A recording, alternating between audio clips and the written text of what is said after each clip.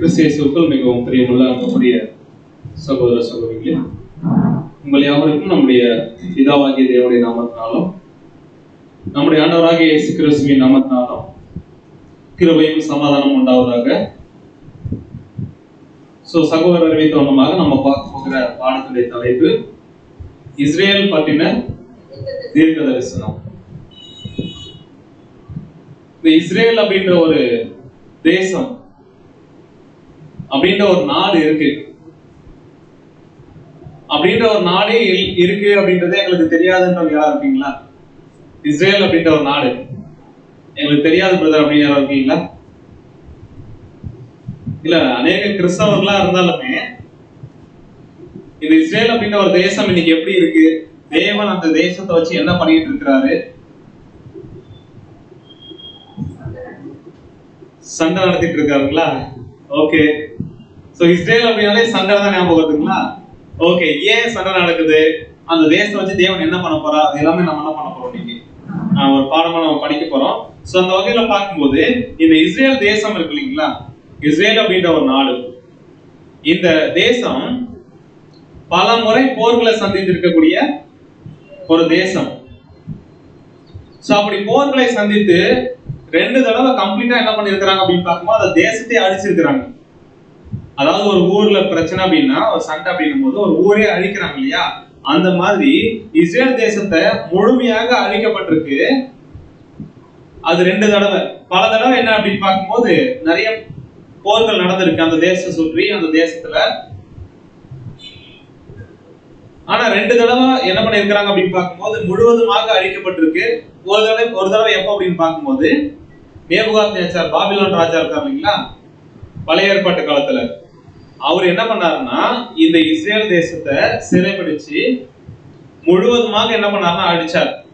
எப்போ அப்படின்னு பார்ப்போம், கிறிஸ்து முன்னாடி 606ஆம் வருஷத்துல என்ன பண்ணாருன்னா இந்த தேசத்தை அடிச்சுட்டு இங்க இருக்கக்கூடிய ஒரு சில நபர்கள் என்ன பண்ணாருன்னா பாபிலோனுக்கு என்ன பண்ணாரு, அடிமையா கொடுத்து போனாரு. அப்ப போனவங்க தான் யார் அப்படின்னு பார்த்தோம்னா தானியேல், அவங்களுடைய நண்பர்கள் எல்லாமே என்ன பண்ணாங்கன்னா சிறைப்பிடிச்சு போனா அந்த ஒரு சம்பவம் நடந்தது.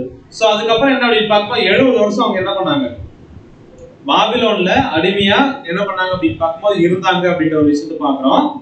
அதுக்கப்புறம் என்ன பண்ணாங்கன்னா கிறிஸ்துவுக்கு முன்னாடி கிமுல 536ஆம் வருஷத்துல திரும்ப என்ன பண்ணாங்க, தேசத்துக்கு அடிமையா பாபிலோனுக்கு போனாங்க. திரும்ப என்ன பண்ணாங்கன்னா 70 வருஷம் கழிச்சு என்ன பண்ணாங்க அப்படின்னு பார்க்கும்போது திரும்ப வந்தாங்க அப்படின்ற ஒரு விஷயத்தை பார்க்கணும். இது பழைய ஏற்பாட்டுல இந்த இஸ்ரேல் தேசம் முழுவதுமா அழிக்கப்பட்ட ஒரு சம்பவம். அடுத்து 2வது சம்பவம் எப்போ அப்படின்னு பார்க்கும்போது புதிய ஏற்பாட்டு காலத்துல கிறிஸ்து வந்து மரிச்சு உயிர்த்தெழுந்து போனதுக்கு அப்புறம் இந்த யூத தேசத்துல இஸ்ரேல் தேசத்துல என்ன ஆச்சு அப்படின்னு பார்க்கும்போது மிகப்பெரிய ஒரு அழிவு இந்த தேசத்துக்கு வந்துச்சு. எப்போ அப்படின்னு பார்க்கும்போது கிபி 70ல. இந்த கிபி 70ல என்ன ஆச்சு அப்படின்னு பார்க்கும்போது தீத்துராயன் அப்படின்ற அந்த ரோம ராஜா என்ன பண்ணாருன்னா இந்த தேசத்தை முழுமையாக அழிச்சிட்டு இங்க இருக்கக்கூடிய ஜனங்கள் எல்லாமே என்ன பண்ணாங்க அந்த டைம் அப்படின்னு பார்த்தோம்னா ஒட்டுமொத்த உலகத்துல இருக்கக்கூடிய எல்லா தேசத்துக்கும் என்ன பண்ணாங்க, சிதறடிக்கப்பட்டாங்க. அந்த தேசம் பாழாக்கப்பட்ட ஒரு விஷயம் என்ன பண்ணுச்சு அப்படின்னு பார்க்கும்போது நடந்துச்சு. இப்படி 2 முறை முழுவதுமாக அழிக்கப்பட்ட ஒரு தேசம் கிட்டத்தட்ட 18 நூற்றாண்டுகள் அப்படின்னா கிபி 70ல அழிக்கப்பட்ட ஒரு தேசம் ஒரு 1800 வருஷங்கள் அந்த தேசம் அங்க இருக்கக்கூடிய ஜனங்களே என்ன பண்ணல அப்படின்னு பார்க்கும்போது அங்க இல்ல. திடீர்னு பார்த்தா 1948ஆம் வருஷம் இந்தியா எப்ப சுதந்திரம் வந்துச்சு, எப்போ வந்துச்சு, 1940. நாம சுதந்திரம் வாங்கினதுக்கு ஒரு வருஷம் கழிச்சு இந்த இஸ்ரேல் அப்படின்ற ஒரு தேசம் கிபி 70ல காணாம போன தேசம் 1948ல இஸ்ரேல் அப்படின்ற நாடு இந்த உலகத்துல உதயமா ஆகுது. அப்படின்னா 1800 வருஷங்களுக்கு மேல இல்லாம போன தேசம் திடீர்னு எப்படி என்ன பண்ணுச்சு, உருவாச்சு. அடுத்தது நாம சுதந்திரம் வாங்கின ஒரு வருஷம் கழிச்சு சுதந்திரம் வாங்கின இந்த இஸ்ரேல் தேசம் இன்னைக்கு உலகத்துல எப்படி தெரியுமா இருக்கிறாங்க, இன்னைக்கு உலகத்துல இருக்கக்கூடிய எல்லா வல்லரசு நாடுகளும் எல்லாருமே யாரை நம்பி வாழ்ந்துட்டு இருக்காங்க தெரியுங்களா? அப்படின்னா இஸ்ரேல் தேசத்தை சார்ந்து அந்த ராணுவ பாதுகாப்பு அப்படின்ற ஒரு விஷயத்துக்கும் சரி, டெக்னாலஜி தொழில்நுட்பத்துக்கும் சரி, வேளாண்மை அப்படின்னா நம்முடைய இந்திய தேசத்தினுடைய முதுகெலும்பு அப்படின்றது என்னது? எது? விவசாயம். கரெக்டுங்களா? அப்படி முதுகெலும்பா இருக்கக்கூடிய இந்திய தேசம் விவசாயம் பண்றதுக்கு யாருடைய டெக்னாலஜி சார்ந்து இருக்கிறாங்க தெரியுங்களா? இஸ்ரேல். அடுத்து வர்த்தகம், இந்த வியாபாரம் பண்ற ஒரு விஷயத்திலே சரி, அதுக்கப்புறம் அரசியல், இது எல்லாத்துலயுமே என்ன அப்படின்னு பார்க்கும்போது கிட்டத்தட்ட ஒரு 75 வருஷம் தான் இந்த நாடு உருவாகி ஆயிருக்கு. 75ல இருந்து ஒரு 78 வருஷங்கள். இந்த நாட்டை இன்னைக்கு உலகத்தில் இருக்கக்கூடிய பெரிய பெரிய நாடுகள், அமெரிக்காவாகட்டும், இந்தியாவாகட்டும், ஜெர்மனி ஆகட்டும்,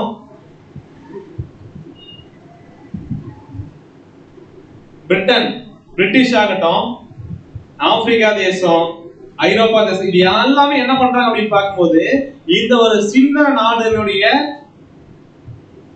வளத்தை நம்பி என்ன பண்றாங்க அப்படின்னு பார்க்கும்போது இருக்கிறாங்கன்னு பாக்குறோம். அப்ப இஸ்ரேல் தேசம் பாக்குறோம் இல்லைங்களா? அந்த தேசம் ஒரு சின்ன நாடுன்னு பார்த்துட்டோம். இப்போதைக்கு அந்த தேசத்துல எத்தனை மக்கள் தொகை எவ்வளவு அப்படின்னு கேட்டோம்னா எத்தனை பேர் தெரியுங்களா? எத்தனை பேர் அப்படின்னு பார்த்தோம்னா 1 கோடி மக்கள் தான். அதாவது என்ன அப்படின்னு பார்க்கும்போது இஸ்ரேல் தேசத்துல இப்போதைக்கு எத்தனை கோடி ஜனங்கள் இருக்காங்க அப்படின்னு பார்த்தோம்னா 1 கோடி. இந்தியாவில் எவ்வளவு பேர் இருக்காங்க தெரியுங்களா? இந்தியாவில் எத்தனை கோடி இருக்காங்க? 130. சோ இப்ப கரண்டா பாத்தீங்கன்னா 145 கோடிக்கு மேல வந்துட்டாங்க அப்படின்றத என்ன பண்றாங்க அப்படின்னு பார்க்கும்போது சொல்றாங்க. அப்போ இந்த இஸ்ரேல் தேசத்துல எவ்வளவு மக்கள் தொகை அவங்களுடைய தேசத்துல இருக்கிறாங்க அப்படின்னு பார்த்தோம்னா 1 கோடி மக்கள் இருக்கிறது தான். என்ன அப்படின்னு பார்க்கணும், நம்முடைய சென்னை இருக்கு இல்லைங்களா, தமிழ்நாட்டினுடைய ஒரு சிட்டி, அதுவும் தலைநகர். இந்த சென்னையில எத்தனை பேர் இருக்காங்க தெரியுங்களா? 1.5 கோடி கூட. என்ன அப்படின்னு பார்க்கும்போது இப்ப சென்னையில இருக்கக்கூடிய மக்கள் தொகை கூட எங்க இல்ல, இஸ்ரேல்ல இல்ல. ஆனா அவங்க உலகத்துல எப்படி தெரியுமா இருக்கிறாங்க? அதுவும் 145 கோடி இருக்கக்கூடிய இந்தியாவாகட்டும், பல கோடி மக்கள் தொகை இருக்கக்கூடிய அது வல்லரசு நாடுகளாகட்டும், அவங்களுக்கெல்லாம் ரொம்ப என்ன பண்றாங்க அப்படின்னு பார்க்கும்போது ரொம்ப காம்படிஷன். இவங்க என்ன பண்றாங்க அப்படின்னு கொடுக்குறாங்க. இவங்களை சார்ந்து மத்தவங்க இருக்கிற அளவுக்கு என்ன பண்ணிருக்கிறாங்க, இவங்க வளர்ந்து இருக்கிறாங்க அப்படின்னா சாதாரண விஷயமா? அதுவும் 1800 வருஷமா ஒரு தேசமாவே அவங்க இல்ல, காணாம போனவங்க. திரும்ப அந்த தேசத்துக்குள்ள வந்து இன்னைக்கு உலகமே பார்த்து ஆச்சரியப்படுறதுக்கு ஒட்டுமொத்த உலகத்துக்குமே எப்படி இருக்கிறாங்க அப்படின்னு பார்க்கும்போது போட்டியா இருக்கிறாங்க அப்படின்ற ஒரு விஷயத்தை பார்க்கிறோம். அப்படின்னா இது இஸ்ரேல் தீர்க்கதரிசனம் பாகம் 1ல நம்ம என்ன பார்க்க போறோம் அப்படின்னு பார்த்தோம்னா இவங்க யாரு, எங்க இருந்து வந்தவங்க, இப்போதைக்கு அவங்களுடைய நிலைமை என்ன, இந்த தேசத்தை வச்சு தேவன் இதுக்கப்புறம் என்ன பண்ண போறாரு, இதுக்கு முன்னாடி என்ன பண்ணிட்டு இருந்தாரு, எல்லாத்தையும் என்ன பண்ண போறோம், படிக்க போறோம். அப்படி பார்க்கும்போது இந்த இஸ்ரேல் தேசம் அப்படின்றவங்க யாருங்க? அவங்க உங்களுக்கு தெரியுங்களா? இஸ்ரேல் இஸ்ரேல் சொல்றமே, அவங்க யாருங்க? இந்த தேசம் எப்படி உருவாச்சு அப்படின்னு கேட்டோம்னா ஆபிரகாம் அப்படின்ற ஒரு நபர் தேவன் என்ன பண்றாருன்னா தேர்ந்தெடுக்கிறாரு. அந்த ஆபிரகாம் மூலமாக தான் இந்த இஸ்ரேல் தேசமே என்னாச்சு, உருவாச்சு. ஆபிரகாமுடைய பையன் யாருன்னா ஈசாக்கு, ஈசாக்கோட பையன் யாக்கோபு, யாக்கோபினுடைய 12 பிள்ளைகள் இருக்கிறாங்க இல்லைங்களா, அவங்கதான் இந்த இஸ்ரேல் 12 கோத்திரத்தினுடைய கோத்திர பிதாக்கள். சரிங்களா? இந்த 12 கோத்திரத்தினுடைய பிதா யார் அப்படின்னு பார்த்தோம்னா இந்த யாக்கோபினுடைய 12 பிள்ளைகள். அப்ப இஸ்ரேல் அப்படின்னா தேவன் ஏன் அந்த தேசத்துக்கு அந்த பேரை வச்சார் அப்படின்னா அந்த பேருக்கான அர்த்தம் என்ன தெரியுங்களா? இந்த இஸ்ரேல் அப்படின்றத 3ஆ பிரிக்கலாம். இஸ், ரா, ஏல் அப்படி பிரிக்கலாங்களா? இஸ் அப்படின்னா மனுஷன், ரா அப்படின்னா போராட்டம், ஏல் அப்படின்னா தேவன். இல்ல பிரதர், இது வரைக்கும் நாங்க போன சர்ச்லயே ஆகட்டும், இல்ல உலகத்திலே ஆகட்டும், இல்ல பைபிள்லயே ஆகட்டும், இஸ்ரவேல் இஸ்ரவேல் தானே பிரதர் படிச்சோம். நீங்க என்ன பிரதர் இஸ்ரேல் சொல்றீங்க? நாங்க இஸ்ரவேல் தான் படிச்சிருக்கிறோம். ஆனா இஸ்ரேல் சொல்றீங்களே அப்படின்னா, இந்த தேசத்தினுடைய ஒரிஜினல் பேர் என்ன தெரியுங்களா? இஸ்ரேல் தான். ஏல் அப்படின்னா தேவன், தானியேல், இந்த மாதிரிலாம் பேர் வச்சிருக்காங்க இல்லைங்களா? அந்த ஏல் முடியுது அப்படின்னா என்ன அர்த்தம் அப்படின்னு பார்க்கும்போது தேவன். அப்படின்னா இந்த இஸ்ரேல் அப்படின்னா தேவன் ஏன் யாக்கோபு இந்த பேரை வச்சாருன்னா, தேவனோடும் மனுஷனோடும் போராடி மேற்கொண்டவன். அப்ப தேவனோட போராட்டம், மனுஷங்களோட போராட்டம். இந்த மனுஷனோட போராடி இவங்க என்ன பண்ணாங்க அப்படின்னு பார்க்கும்போது வெற்றி பெற்றவங்க, மேற்கொண்டவங்க அப்படின்ற ஒரு விஷயத்தை என்ன பண்றோம்னு பார்க்கணும். இந்த பேர்ல பாக்குறோம். அப்படின்னா இவங்களுடைய போராட்டம் எங்க இருந்து ஆரம்பிச்சது? தேவனோட மனுஷனோடுங்களா? சரி, எங்க இருந்து ஆரம்பிச்சது? மனுஷங்களோட எங்க இருந்து போராட ஆரம்பிச்சாங்க அப்படின்னா ஆபிரகாம்ன்ற நபரை தெரிஞ்சுக்கும் போதே இவங்களுடைய போராட்டம் என்ன பண்ணுச்சு? ஆரம்பிச்சது. இவங்களுடைய சந்ததி எங்க போய் அடிமையா இருந்தாங்க அப்படின்னு பார்த்தோம்னா எகிப்து தேசத்துல என்ன பண்ணாங்க? அடிமையா. அங்க என்ன பண்ணாங்க? மனுஷங்களோட போராடினாங்க, இவங்களை அடிமைப்படுத்தினாங்க, ஆளுமைக்கு வச்சாங்க. மிகப்பெரிய பட்டணங்களை கட்டுவதற்கு என்ன பண்ணாங்கன்னா செங்கல் என்ன பண்ணாங்க, அந்த வேலையெல்லாம் செய்ய வச்சாங்க அப்படின்ற ஒரு விஷயம் பாக்குறோம். இப்ப தேவன் என்ன பண்றாருன்னா இவங்களுடைய கூக்குரல கேட்டு இவங்களை விடுதலையாக்கி தன்னுடைய சொந்த தேசமாகிய கானானுக்கு என்ன பண்றாருன்னா கூட்டு போகிறதுக்கான எல்லா ஏற்பாடுகளையும் செய்யறாரு. அப்படியாக மோசே என்ன பண்றாரு? போயிட்டு பார்வோன் எகிப்துடைய ராஜா கிட்ட என்ன பண்றாரு? கேட்கிறாரு. ஆனா பார்வோன் என்ன பண்ணல? விடல. ஆனா தேவன் என்ன பண்ணாங்கன்னா மிகப்பெரிய வாதைகள், அற்புதங்களை செஞ்சு இந்த ஜனங்களை எகிப்துல இருந்து என்ன பண்ணாரு? விடுதலையாக்கி தங்களுடைய சொந்த தேசத்துக்கு கொண்டு வந்தாரு. கொண்டு வந்து என்ன பண்ணாரு அப்படின்னு பார்க்கும்போது கானான் தேசத்தை என்ன பண்ணாரு? சுதந்திரமா கொடுத்தாரு. இந்த தேசத்துக்கு வந்ததுக்கு அப்புறம் இவங்களை ஆளுகை செஞ்சது யார் அப்படின்னு பார்த்தோம்னா நியாயாதிபதிகள். சரிங்களா? அவங்க எவ்வளவு காலம் அரசாண்டாங்க, ஆளுகை செஞ்சாங்க அப்படின்னு பார்த்தோம், நியாயம் விசாரிச்சாங்க அப்படின்னு பார்க்கும்போது 450 வருஷம் என்ன பண்ணாங்க. சரி, அதுக்கப்புறம் ஜனங்க என்ன பண்ணாங்க அப்படின்னு பார்ப்போம், ராஜாக்கள் வேணும்னு என்ன பண்ணாங்க? கேட்டாங்க. கரெக்டுங்களா? இப்ப ராஜாக்கள் என்ன பண்ணாரு அப்படின்னு பார்ப்போம். அதுக்கப்புறம் ராஜாக்கள் காலம் என்ன பண்ணுது? ஆரம்பிக்குது. அதே வகையில இந்த ஜனங்களை நியாயம் விசாரிக்கிறதுக்கு, அதுக்கப்புறம் தேவன் சார்ந்த விஷயத்துல வழிநடத்துறதுக்கு என்ன பண்ணாருன்னா தீர்க்கதரிசிகளை கொடுத்தாரு. யாருக்கு? இஸ்ரேல் ஜனங்களுக்கு. ஏன் கொடுத்தாரு தீர்க்கதரிசிகளை? அவங்க தேவன் விரும்புற மாதிரி வாழ்றதுக்காக என்ன பண்ணாங்க அப்படின்னு பார்க்கும்போது தீர்க்கதரிசிகள் என்ன பண்ணாங்க? தேவன் கொடுத்தாங்க. அதுல பெரிய தீர்க்கதரிசி, சின்ன தீர்க்கதரிசி எல்லாம் என்ன பண்ணோம் அவன் பாப்போம். சொல்லுங்க, பெரிய தீர்க்கதரிசி யாராரு? ஏன்னா ஒருத்தர் ரெண்டு பேர் சொல்லுங்களேன். பைபிள் புக் 66 படிச்சிருந்தாலே நம்ம என்ன பண்ணலாம்? எல்லா தீர்க்கதரிசி பெரிய மேக்ஸிமம் என்ன பண்ணலாம்? ஏன்னா அவங்களுடைய பேர்ல தான் புக் என்ன பண்ணுது இருக்கு. ஏசாயா, எரேமியா, தானியேல், இவங்கெல்லாம் யாரு? பெரிய தீர்க்கதரிசி. சின்ன தீர்க்கதரிசிகள் யாரும் சொல்ல முடியுமா? யோனா, மீகா, நாகும், ஆபகுக், அப்படி என்ன பண்ணலாம். சோ என்ன அப்படின்னு பார்க்கும்போது இப்படிப்பட்ட தீர்க்கதரிசிகளை கொடுத்தாரு. யாருக்காகனா இந்த ஜனங்களுக்காக தான். சோ அதுக்கப்புறம் என்ன அப்படின்னு பார்க்கும்போது நிறைய ராஜாக்கள் என்ன பண்ணாரு? கொடுத்தாரு. இந்த ராஜாக்கள் எவ்வளவு வருஷங்கள் அரசாண்டாங்க அப்படின்னு பார்த்தோம்னா 517 வருஷம் என்ன பண்ணாங்க? அரசாண்டாங்க. கடைசியா இந்த இஸ்ரேல் தேசத்தை, யூதா தேசத்தை ஆளுகை செய்த ராஜாவுடைய பெயர் என்ன அப்படின்னு பார்த்தோம்னா சிதேக்கியா அப்படின்ற ஒரு ராஜா என்ன பண்ணாரு? அரசாண்டாரு.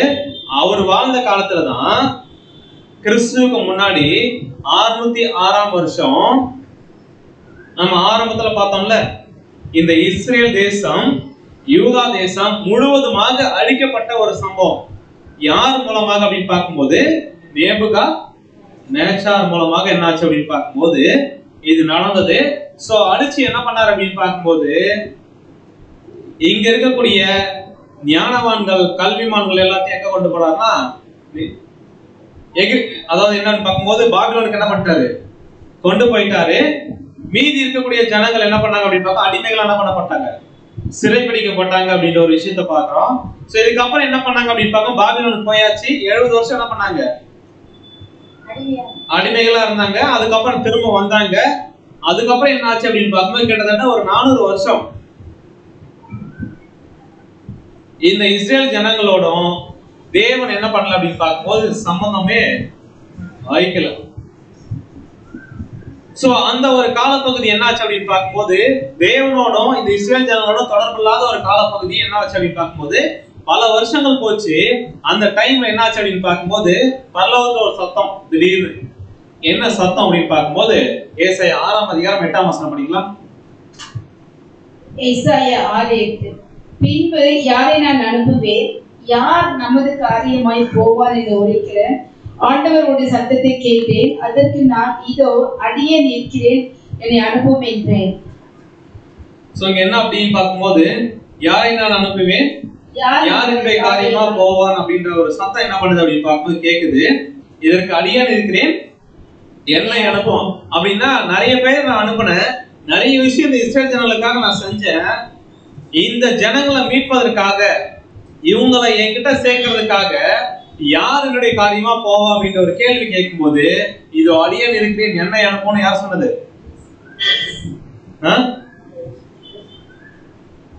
யார் சொன்னது?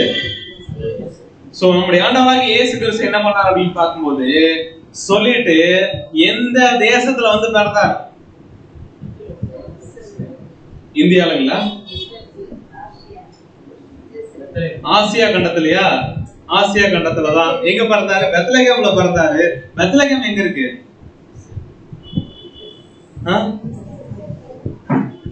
பெத்லகேம் வந்து எங்க இருக்குன்னா எருசலேம்ல இருக்கு பிரதர். எருசலேம் எங்க இருக்கு?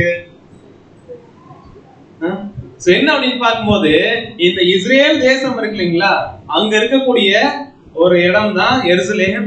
அந்த எருசலேமுக்குள்ள இருக்கக்கூடிய ஒரு உயிர் தான் என்ன அப்படின்னு பார்க்கும்போது பெத்லகேம். சோ இங்கதான் வந்து என்ன பண்ணாலும் நம்முடைய ஆண்டவர் ஏன் இயேசு கிறிஸ்து வந்து இந்தியாவில பிறக்காம இல்ல அமெரிக்காவில பிறக்காம ஏன் இஸ்ரேல் தேசத்துல பிறக்கணும்?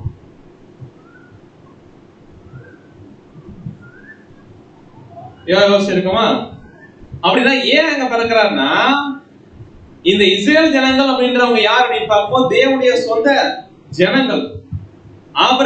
ஆபிரகாம் நிமித்தமாக அந்த தேசம் உருவாச்சு.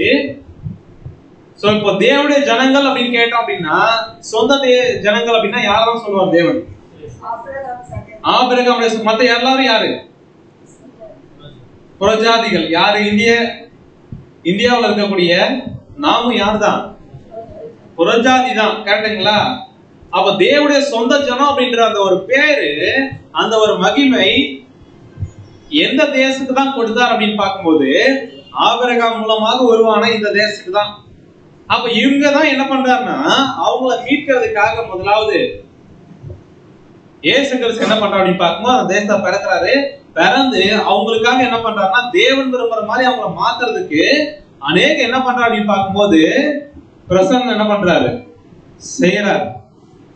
ஆனா அந்த இஸ்ரேல் ஜனங்கள் என்ன பண்ணல, கடைசி வரைக்கும் செவி கொடுத்து கேட்கவே இல்லை. கடைசியா என்ன பண்றாருன்னா அவர் மரிப்பதற்கு முன்பாக இந்த எருசலேம் முன்னாடி நின்று என்ன பண்றாரு அப்படின்னு பார்த்தோம்னா கண்ணீர் வடிக்கிறார். என்னன்னு அப்படின்னு பார்க்கும்போது படிக்கலாம். மத்தேயு 23ஆம் அதிகாரம் 37ஆம் வசனம் முதல். எருசலேமே எருசலேமே, தீர்க்கதரிசிகளை கொலை செய்து உன்னிடத்தில் அனுப்பப்பட்டவர்களை கல்லெறிகிறவளே, கோழி தன் குஞ்சுகளை தன் சிறுகளின் கீழே கூட்டி சேர்த்துக் கொள்ளும் வண்ணமாக நான் எத்தனோ தரம் உன் பிள்ளைகளை கூட்டி சேர்த்துக் கொள்ள மனதாய் இருந்தேன், உங்களுக்கோ மனதில்லாமல் போயிடுச்சு. இதோ உங்கள் வீடும் உங்களுக்கு பாழாக்க விடப்படும். யார் சொன்னது? யார் சொன்னது? நம்முடைய ஆண்டவராகிய இயேசு கிறிஸ்து. எருசலேமே எருசலேமே, தீர்க்கதரிசிகளை கொலை செய்து உன்னிடத்தில் அனுப்பப்பட்டவர்களை கல்லெறிகிறவர். என்ன அப்படின்னு பார்த்தோம்னா இந்த மாதிரி தேவன் விரும்புற மாதிரி வாழுங்க, தேவன் இதுதான் சொல்றாரு செய்யுங்க அப்படின்னா அவங்க என்ன பண்றவங்க? இவங்க கடைசியா வந்து சொன்னது யாரு? பிதாவாகிய தேவனுடைய குமாரன் நம்முடைய ஆண்டவராகிய இயேசு கிறிஸ்து தன்னுடைய சொந்த குமாரனை அனுப்பிட்டாரு. அவர் வந்து பேசுறாரு. கடைசியில் இவரும் என்ன பண்ணிட்டாங்க, முடிவு பண்ணிட்டாங்க. அதனால இயேசு கிறிஸ்து என்ன பண்றாரு அப்படின்னு பார்த்தோம்னா நான் சேர்த்து கொள்றதுக்கு ரொம்ப மனசா இருந்தேன், ஆனா உங்களுக்கு என்ன இல்ல, மனசு இல்லாம போயிட்டு அதனால உங்கள் வீடு உங்களுக்கு பாழாக்கி விடப்படும் அப்படின்னு என்ன அர்த்தம்? அவங்க வீடு அப்படின்றது அவங்களுடைய தேசம். கேட்டீங்களா? அவங்க ஊரு. சரிங்களா? சோ இந்த ஒரு வீடு என்ன வாக்கப்படும் அப்படின்னு பார்த்தோம்னா நம்ம பாஷையில சொன்னா எப்படி இருக்கும்? இப்படிதான் இருக்கும். பாழா போயிடுவீங்க, அழிஞ்சு போயிடுவீங்கன்னு சொல்லுவோம் இல்லைங்களா? அந்த மாதிரி அழிஞ்சு போயிடுவீங்க, இந்த தேசம் அழிக்கப்படும் அப்படின்னு என்ன பண்ணிட்டாரு? சாபம் கொடுத்துட்டாரு. அப்ப எப்போ அப்படின்னு பார்க்கணும், கிபி 33ல. அதுக்கப்புறம் அப்படி ஆண்டவர் மறிச்சாரு. இந்த விஷயம் எப்ப நிறைவேறிச்சு தெரியுங்களா? இஸ்ரேல் ஜனங்களுடைய வீடு, அவங்களுடைய தேசம் பாழாக்கப்பட்டது அப்படின்னா பழைய ஏற்பாட்டு காலத்துல நேபுகாத்நேச்சர் மூலமா பார்த்துட்டோம். புதிய ஏற்பாட்டு காலத்துல இப்ப ஆண்டவர் பேசுறதுக்கு அப்புறம் நடந்துச்சு. எப்ப நடந்துச்சு அப்படின்னு பார்க்கும்போது அதான் நம்ம ஏற்கனவே பார்த்தோம். கிபி 70ல தீர்த்துராயன் அப்படின்ற ரோம ராஜா வந்து என்ன பண்ணாருன்னா, இந்த இஸ்ரேல் தேசத்தை முழுமையாக அழிச்சு எரிச்சு என்ன பண்ணார் அப்படின்னு பார்க்கும்போது இங்க இருக்கக்கூடிய ஜனங்கள் எல்லாமே ஒட்டுமொத்த உலகத்துக்கு என்ன பண்ணப்பட்டாங்க? சிதறடிக்கப்பட்டாங்க. அப்படியாக உயிர் பழைச்சா போதும்னு சொல்லிட்டு அங்க இருக்கக்கூடிய அந்த ஒரு அழிவுக்கு தப்பிச்சு என்ன பண்ணாங்கன்னா, ஒவ்வொரு நாட்டுக்கும் என்ன பண்ணாங்க? சிதறி போனாங்க. அங்கங்கே என்ன பண்ணாங்க அப்படின்னு பார்க்கும்போது போய் செட்டில் ஆனாங்க. ஆனா இவங்க அந்த தேசத்தை விட்டு அந்த ஜனங்கள் ஓடி போனாலும் தேவனுடைய பார்வை யார் மேலதான் இருக்கும்? உலகத்துல அநேக ஜனங்கள் இருந்தாலும் அவருடைய பார்வை யார் மேலதான் இருக்கும்? படிக்கலாம் பாருங்க, எரேமியா 16ஆம் அதிகாரம் 17ஆம் வசனம். என் கண்கள் அவர்களுடைய எல்லா வழிகளின் மேலும் நோக்கமாயிருக்கிறது, அவைகள் என் முகத்துக்கு முன்பாக மறைந்திருக்கிறதில்லை. சோ அவருடைய எல்லா வழிகள் மேலும் யாருடைய கண் நோக்கமா இருக்குங்களா? தேவனுடைய பார்வை என்ன பண்ணுது அப்படின்னு பார்க்கும்போது அவருடைய பார்வைக்கு மறைவா அவங்களால எங்கேயுமே என்ன பண்ண முடியாது, போக முடியாது. அப்படின்னா இந்த தேசம் யார் அப்படின்னு நம்ம பார்த்தோம்னா ஆபிரகாம் மூலமா உருவான தேசம், அதுவும் தேவனுடைய சொந்த ஜனங்கள். அப்படி தேவனுடைய சொந்த ஜனங்களா இருக்கக்கூடியவங்க இந்த வானமும் பூமியும் எல்லாமே யாருக்கு சொந்தம்? பிதாவாகிய தேவனுக்கு தான் சொந்தம். அவரு சொந்த ஜனங்களா இருக்கக்கூடிய இஸ்ரேல் ஜனங்களுக்கு சொந்த தேசம் இப்ப என்ன பண்ணல, இல்ல. யார் காரணம் அதுக்கு? யார் காரணம்? தேவன் சொல்ல தரமாட்டேனாரா, இல்ல தேவன் துரத்தி அடிச்சாருங்களா? என்ன அப்படின்னு பார்க்கும்போது தேவன் சொல்ற மாதிரி இவங்க என்ன பண்ணல, இல்ல. அதனால இயேசு கிறிஸ்து கூட சாகடிக்கும் போது என்ன பண்ணாங்க? என்ன சொன்னாங்க கடைசியா? இந்த மாதிரி இந்த ரத்த பழிக்கு நான் வந்து ஆளாக மாட்டேன் அப்படின்னு என்ன பண்ண பிலாத்து கை கழுவிட்டாங்க இல்லைங்களா? இவங்க என்ன சொன்னாங்க? எங்க மேலையும் எங்களுடைய பிள்ளைகள் மேலையும் அந்த ரத்த பழி என்ன பண்ணிட்டோம் வரட்டும்னு சும்மா சொன்னாங்களா? என்ன அப்படின்னு பார்க்கும்போது இவங்க அப்படி சொன்னாங்க இல்ல, அது அவங்களுடைய வாழ்க்கையில அப்படி என்ன பண்ணுச்சு, என்னன்னா சாபத்தையும் அக்கிரமத்தையும் என்ன பண்ணாங்க அப்படின்னு பார்க்கும்போது தங்க கிட்ட என்ன பண்ணிட்டாங்க கேட்டு மேல சுமத்திக்கிட்டாங்க. அப்படின்னா இந்த ஜனங்கள் என்ன பண்ணிட்டாங்கன்னா இப்போ சொந்த நாடு இல்லாம ஒவ்வொரு தேசத்தையும் அலைஞ்சி என்ன பண்றாங்க அப்படின்னு பார்க்கும்போது சிதறிக்கப்பட்டிருக்கிறாங்க. ஆனா இது ஏன் அப்படின்ற ஒரு கேள்வி கேட்டோம் அப்படின்னா இந்த ஜனங்களுடைய நிலைமை அப்படியே தானா? இப்ப கிபி 70 சிதறிக்கப்பட்டாங்கல்ல, அதோட அப்படியே அந்த தேசத்துல யாருமே இல்லாம இஸ்ரேல் ஜனங்கள் எல்லாமே அழிஞ்சு போயிடுவாங்களா அப்படின்ற ஒரு கேள்வி கேட்டோம் அப்படின்னா படிக்கலாம் பாருங்க. ரோமர் 11:12 வசனம். ரோமர் 11:12. அவர்களுடைய தவறு உலகத்திற்கு ஐஸ்வர்யமும் அவர்களுடைய குறைவு பிரஜாதிகளுக்கு ஐஸ்வர்யமாய் இருக்க அவர்களுடைய நிறைவு எவ்வளவு அதிகமாய் அப்படி இருக்கும். என்னன்னா இந்த இஸ்ரேல் ஜனங்கள் தவறு பண்ணாங்க இல்லையா, அவங்களுடைய தவறான ஒரு விஷயமே உலகத்துக்கு ரொம்ப ஐஸ்வர்யமா. அவங்களுடைய குறைவான விஷயம் இருக்கு இல்லைங்களா, இந்த அளவு குறைபட்டாங்கல்ல, தேவன் ஒரு பரிமாறி வாழல இல்லையா, அது என்னாச்சுன்னா பிரஜாதியாராகிய நமக்கு ஒரு ஆசீர்வாதத்தை என்ன பண்ணிருக்கு, கொண்டு வந்திருக்கு. அதே வகையில அவங்க மனம் திரும்பி தேவனை ஏற்றுக்கொண்டு தேவன் விரும்புற மாதிரி வாழ்ந்தாங்கன்னா இந்த மாதிரி குறைவா இருக்கிற விஷயமே உலகத்துக்கு ஐஸ்வர்யமா என்ன பண்ணிருக்காரு, தேவன் மாத்தி இருக்காரு. அவங்க நிறைவா வாழும்போது ஒட்டுமொத்த உலகத்துக்கு எப்படி இருக்கும் அதெல்லாம் யோசிக்க முடியாது. எப்படி இருக்கும்னா நம்ம பார்க்கலாம். அப்படியே பார்க்கும்போது எப்படி சிதறிக்கப்பட்ட அந்த ஜனங்களை தேவன் என்ன பண்ணுவாருங்களா, அப்படியெல்லாம் என்ன பண்ண மாட்டாருங்களா, விட மாட்டாருங்களா. எங்கெங்கெல்லாம் சிதறிக்கப்பட்டாங்களோ அங்க இருக்கக்கூடிய எல்லா தேசத்திலும் தேவன் என்ன பண்ணுவாரா, மீண்டுமா அவங்களுடைய சொந்த தேசத்துக்கு கொண்டு வருவார்களாம். படிக்கலாம் பாருங்க, எசேக்கியேல் 36ஆம் அதிகாரம் 24ஆம் வசனம். நான் உங்களை புறஜாதிகளிடத்திலிருந்து அழைத்து உங்களை சகல தேசங்களிலிருந்து சேர்த்து உங்கள் சுய தேசத்திற்கு உங்களை கொண்டு வருவேன். என்னன்னா கிபி 70 சிதறடிக்கப்பட்டாங்க. அவங்களுடைய சொந்த தேசமே இல்லாம என்ன பண்ணிட்டாங்க அப்படின்னு பார்க்கும்போது எல்லா தேசத்துக்கும் என்ன பண்ணிட்டாங்க, போயிட்டாங்க. இப்ப அப்படிப்பட்ட ஜனங்களை அங்க இருக்கக்கூடிய எல்லா தேசத்துல இருந்தும் தேவன் என்ன பண்ணுவாருங்களாம், சுய தேசத்துக்கு மீண்டுமாக உங்க சொந்த தேசத்துக்கு என்ன பண்ணுவேன், கொண்டு வருவேன்னு சொல்றாரு. நடக்குமா நடக்காதுங்களா? எப்படி சொல்றீங்க நடக்கும்? அவர் தேவன், அவர் சொன்னா என்ன பண்ணும், நடக்கும். இப்ப தேவன் இருக்கிறாரா இல்லையா அப்படின்ற ஒரு கேள்வி ஒருவேளை உங்களுடைய வாழ்க்கையில எப்பமாவது வந்ததுன்னு வச்சுக்கீங்களேன், அப்பெல்லாம் இந்த இஸ்ரேல் தேசம் அப்படின்ற ஒரு தேசம் நினைச்சு பாருங்க.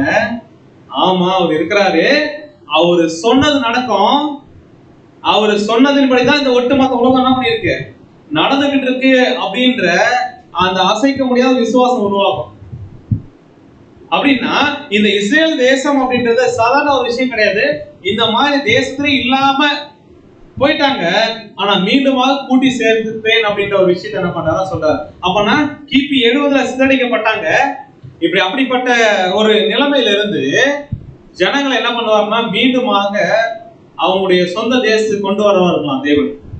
எப்படி கொண்டு வர போறாரு, என்ன அவங்க வாழ்க்கையில செய்ய போறாரு, இது எதுவுமே அவங்களுக்கு என்ன பண்ணாது, தெரியாது. ஆனா தேவன் சொன்ன என்ன பண்ணும், நடக்கும். எப்படி நடக்கும் அப்படின்னு பார்க்கும்போது படிக்கலாம், எசேக்கியேல் 36:28ஆம் வசனம். உங்கள் பிதாக்களுக்கு நான் கொடுத்த தேசத்திலே நீங்கள் குடியிருப்பீர்கள், நீங்கள் என் ஜனமாய் இருப்பீர்கள், நான் உங்கள் தேவனாய் இருந்து.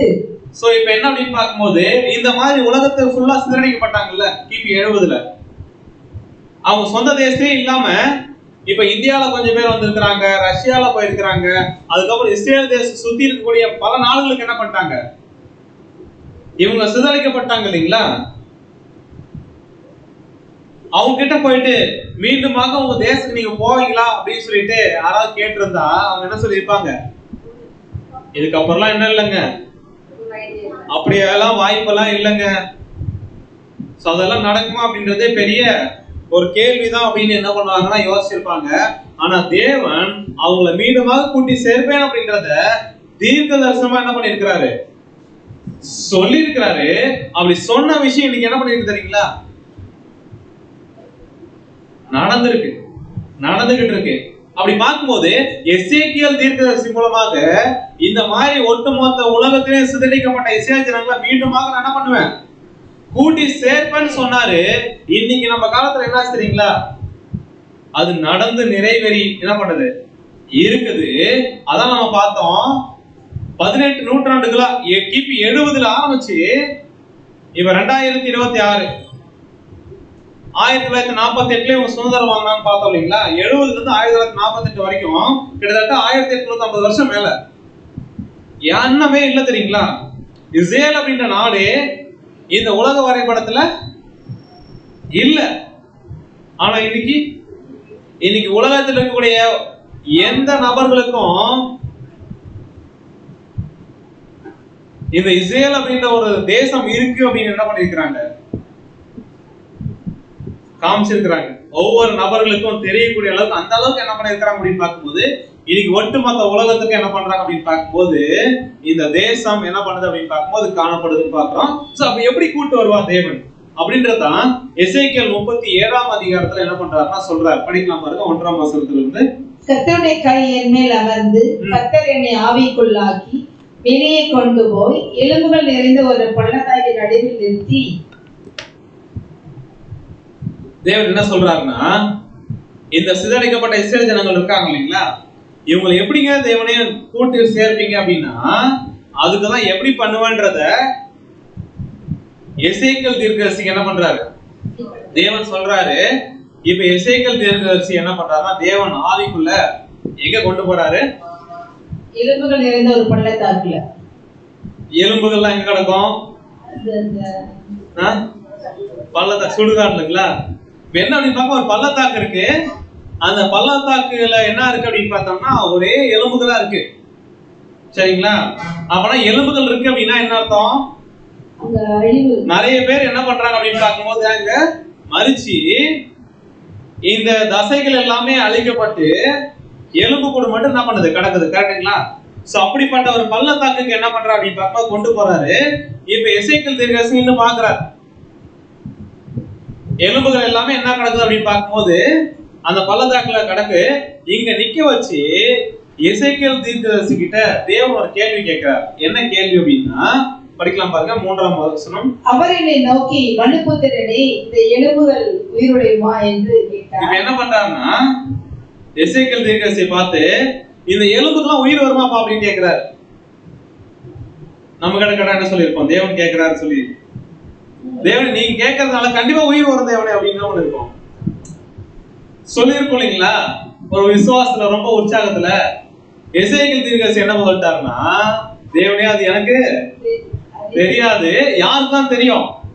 கர்த்தராகிய ஆண்டவரே தேவரீர் என்ன பண்ணுவீங்க, அத அறிவீர் அப்படின்றது தெளிவா என்ன பண்ணிட்டார், பதில சரியான பதில சொல்லிட்டார். சரிங்களா? சோ அப்படியே பார்க்கும்போது இந்த எலும்புகள் உயிரடையுமா அப்படின்னு கேட்கும்போது தேவரே நீங்க அதை என்ன பண்ணுவீங்க, அறிவீங்க அப்படின்னு சொல்லிட்டு இந்த எலும்புகள் யார் அப்படின்றத என்ன பண்றாருன்னா சொல்றாரு. படிக்கலாம் பாருங்க, எசேக்கியேல் 37:6ஆம் வசனம். நான் உங்கள் மேல் நரம்புகளை சேர்த்து உங்கள் மேல் மாம்சத்தை உண்டாக்கி உங்களை தோலினால் மூடி உங்களில் ஆவியை கட்டளையிடுவேன். அப்பொழுது நீங்கள் உயிரடைந்து நான் கர்த்தர் என்று அறிந்து கொள்வீர்கள் என்று ஓடிக்கிறார் என்று சொல்லு என்றார். இப்ப என்ன சொல்றாருன்னா இந்த எலும்புகள்லாம் உயிர் வருமா அப்படின்னு கேட்கும்போது தெரியாதுன்னு சொல்லிட்டாரு எசேக்கியேல். ஆனா தேவன் என்ன சொல்றாருன்னா இந்த எலும்புகள் என்ன பண்ணப்படும், உயிரடையும், ஒன்று சேர்க்கப்படும், நரம்புகள் அதுக்கு மேல உருவாகும். சோ அதுக்கப்புறம் மாம்சத்தை உருவாக்குவாரு. அதுக்கப்புறம் தோலினால் மூடி என்ன பண்ணுவாருன்னா ஆவி என்ன பண்ணுவாருங்களா, கட்டளையிடுவாரு. அப்பொழுது இதெல்லாம் என்ன பண்ணும், அப்ப நீங்கள் உயிரடைவீர்கள் அப்படின்னா இந்த மாதிரி எலும்புகள் மாதிரி யாரு இருக்கா தெரியுங்களா? இப்போ இஸ்ரேல் ஜனங்கள் அவங்களுடைய நிலைமை காணப்படுது. சோ என்ன பண்ணோம் அப்படின்னு பார்க்கும்போது இந்த எலும்புகள் உயிரடையணும் அப்படின்னா எலும்புகள் வந்து என்ன பண்ணோம் அப்படின்னு பார்க்கும்போது ஒன்னோட என்ன பண்ணோம், கை எலும்பு தனியா, கால் எலும்பு தனியா, மண்டையோடு தனியா என்ன பண்ணுது, கடக்குது. இது எழுந்து உயிர் பெற்று நிக்கணும் அப்படின்னா எலும்பு எல்லாம் என்ன பண்ணணும், ஒண்ணு சேரணும். அதுக்கப்புறம் உயிர் வரணும், என்ன வேணும், நரம்பு வேணும், ரத்த ஓட்டம் என்ன பண்ணணும், இருக்கணும். அதுக்கப்புறம் என்ன வேணும், சதை வளரணும். சோ இதெல்லாம் வந்ததுக்கு அப்புறம் தான் தோல் மூடினதுக்கு அப்புறமா தேவன் என்ன பண்ணுவாருங்களா, ஆவியை கொடுப்பாரு. அதுக்கப்புறம் இந்த எலும்புகள் என்ன பண்ணும், சேனைகளா எலும்பு என்ன பண்ணும் அப்படின்னு பார்க்கும்போது நீக்கும். அப்படின்னா இந்த உலர்ந்த எலும்புகளுக்கு உயிர் அடையணும் அப்படின்னா என்னென்ன விஷயம் நடக்கணும், இந்த ஒவ்வொரு விஷயமும் நடக்கணும் இல்லைங்களா? இப்ப முதலாவது இந்த தீர்க்கதரிசன அடிப்படையில ஃபர்ஸ்ட் என்ன நடக்குது அப்படின்னு பார்க்கும்போது படிக்கலாங்க. எசேக்கியேல் 37:7ஆம் வசனம். எனக்கு கட்டளையிட்டபடியே நான் தீர்க்கதரிசனம் உரைத்தேன். நான் தீர்க்கதரிசனம் உரைக்கையில் ஒரு இரைச்சல் உண்டாயிற்று. இதோ அசை உண்டாகி ஒவ்வொரு எலும்பும் தன் எலும்போடு சேர்ந்து கொண்டது. என்னன்னா அந்த பள்ளத்தாக்கு அங்க நிறைய எலும்புகள் கிடக்குது. இப்ப தீர்க்கதரிசனம் என்ன பண்றாருன்னா உரைக்கிறார். அப்படி தீர்க்கதரிசனம் உரைக்கும் போது ஒரு இரைச்சல் என்ன பண்ணுது, சரி யோசிச்சு பார்க்கலாம். ஒரு இருட்டு, சரிங்களா, அதுவும் அமாவாசை இருட்டு, ஒரு பள்ளத்தாக்கு, வெறும் எலும்பு கூடு, சத்தம் வருது, இரைச்சல் வருது.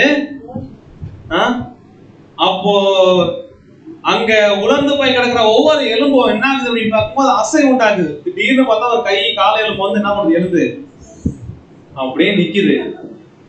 அதுக்கப்புறம் கை, அதுக்கப்புறம் விலா எலும்பு, அதுக்கப்புறம் மண்டையோட வந்து என்ன ஆகுது, எங்கேயோ கிடக்குறது வந்து அந்த எலும்புல வந்து என்ன பண்ணுது, சேருது. இது அப்படியே எசேக்கியேல் என்ன பண்றாரு பாத்துக்கிட்டு, நாமளும் என்ன பண்ணிருப்போம். என்ன அப்படின்னு பார்க்கும்போது இந்த மாதிரி என்ன ஆகுது அப்படின்னு பார்த்தோம்னா எலும்புகளுக்குள்ள ஒரு அசை உண்டாக்கி ஒவ்வொன்றும் தன் எலும்போட என்ன பண்ணுது, அந்த பாடியில் இருக்கக்கூடிய ஒவ்வொரு எலும்பும் என்ன பண்ணிருக்குன்னா கலந்து போய் தனித்தனியா கிடக்கும் இல்லைங்களா? இப்ப எல்லாமே ஒன்னா சேர்ந்து எப்படி வந்து நிக்கிறாங்க அப்படின்னு பார்க்கும்போது படிக்கலாம் பாருங்க 10ஆம் வசனம். எனக்கு கற்பிக்கப்பட்டபடி நான் தீர்க்கதரிசனம் உரைத்தேன். அப்பொழுது ஆவி அவர்களுக்குள் பிரவேசிக்க அவர்கள் உயிரடைந்து கால் ஊன்றி மகா பெரிய சேனையாய் நின்றார்கள். இப்ப என்ன ஆச்சு அப்படின்னு பார்க்கும்போது இந்த தீர்க்கதரிசனம் உரைச்ச உடனே ஆவி அவங்களுக்குள்ள என்னாச்சு? பிரவேசித்து போயிட்டு அவங்க உயிரடைந்து கால் ஊன்றி என்ன பண்றாங்க? அது என்ன அப்படின்னு பார்க்கும்போது இந்த மாதிரி தனித்தனி எலும்பா கடந்தவங்க இப்ப என்ன பண்றாங்கன்னா ஒன்னா சேர்ந்து மகா பெரிய சேனை என்ன பண்றாங்க வந்து நிக்கிறாங்க அப்படின்ற ஒரு விஷயத்த பாக்குறோம். அப்படின்னா இந்த உலர்ந்த எலும்புகள் ஒண்ணு சேர்ற ஒரு விஷயம், இப்படியாக எழுந்து நிக்கிற ஒரு விஷயம், ஏன் இந்த மாதிரி ஒரு தீர்க்கதரிசனத்தை எசேக்கியேல் கிட்ட தேவன் சொல்லணும்?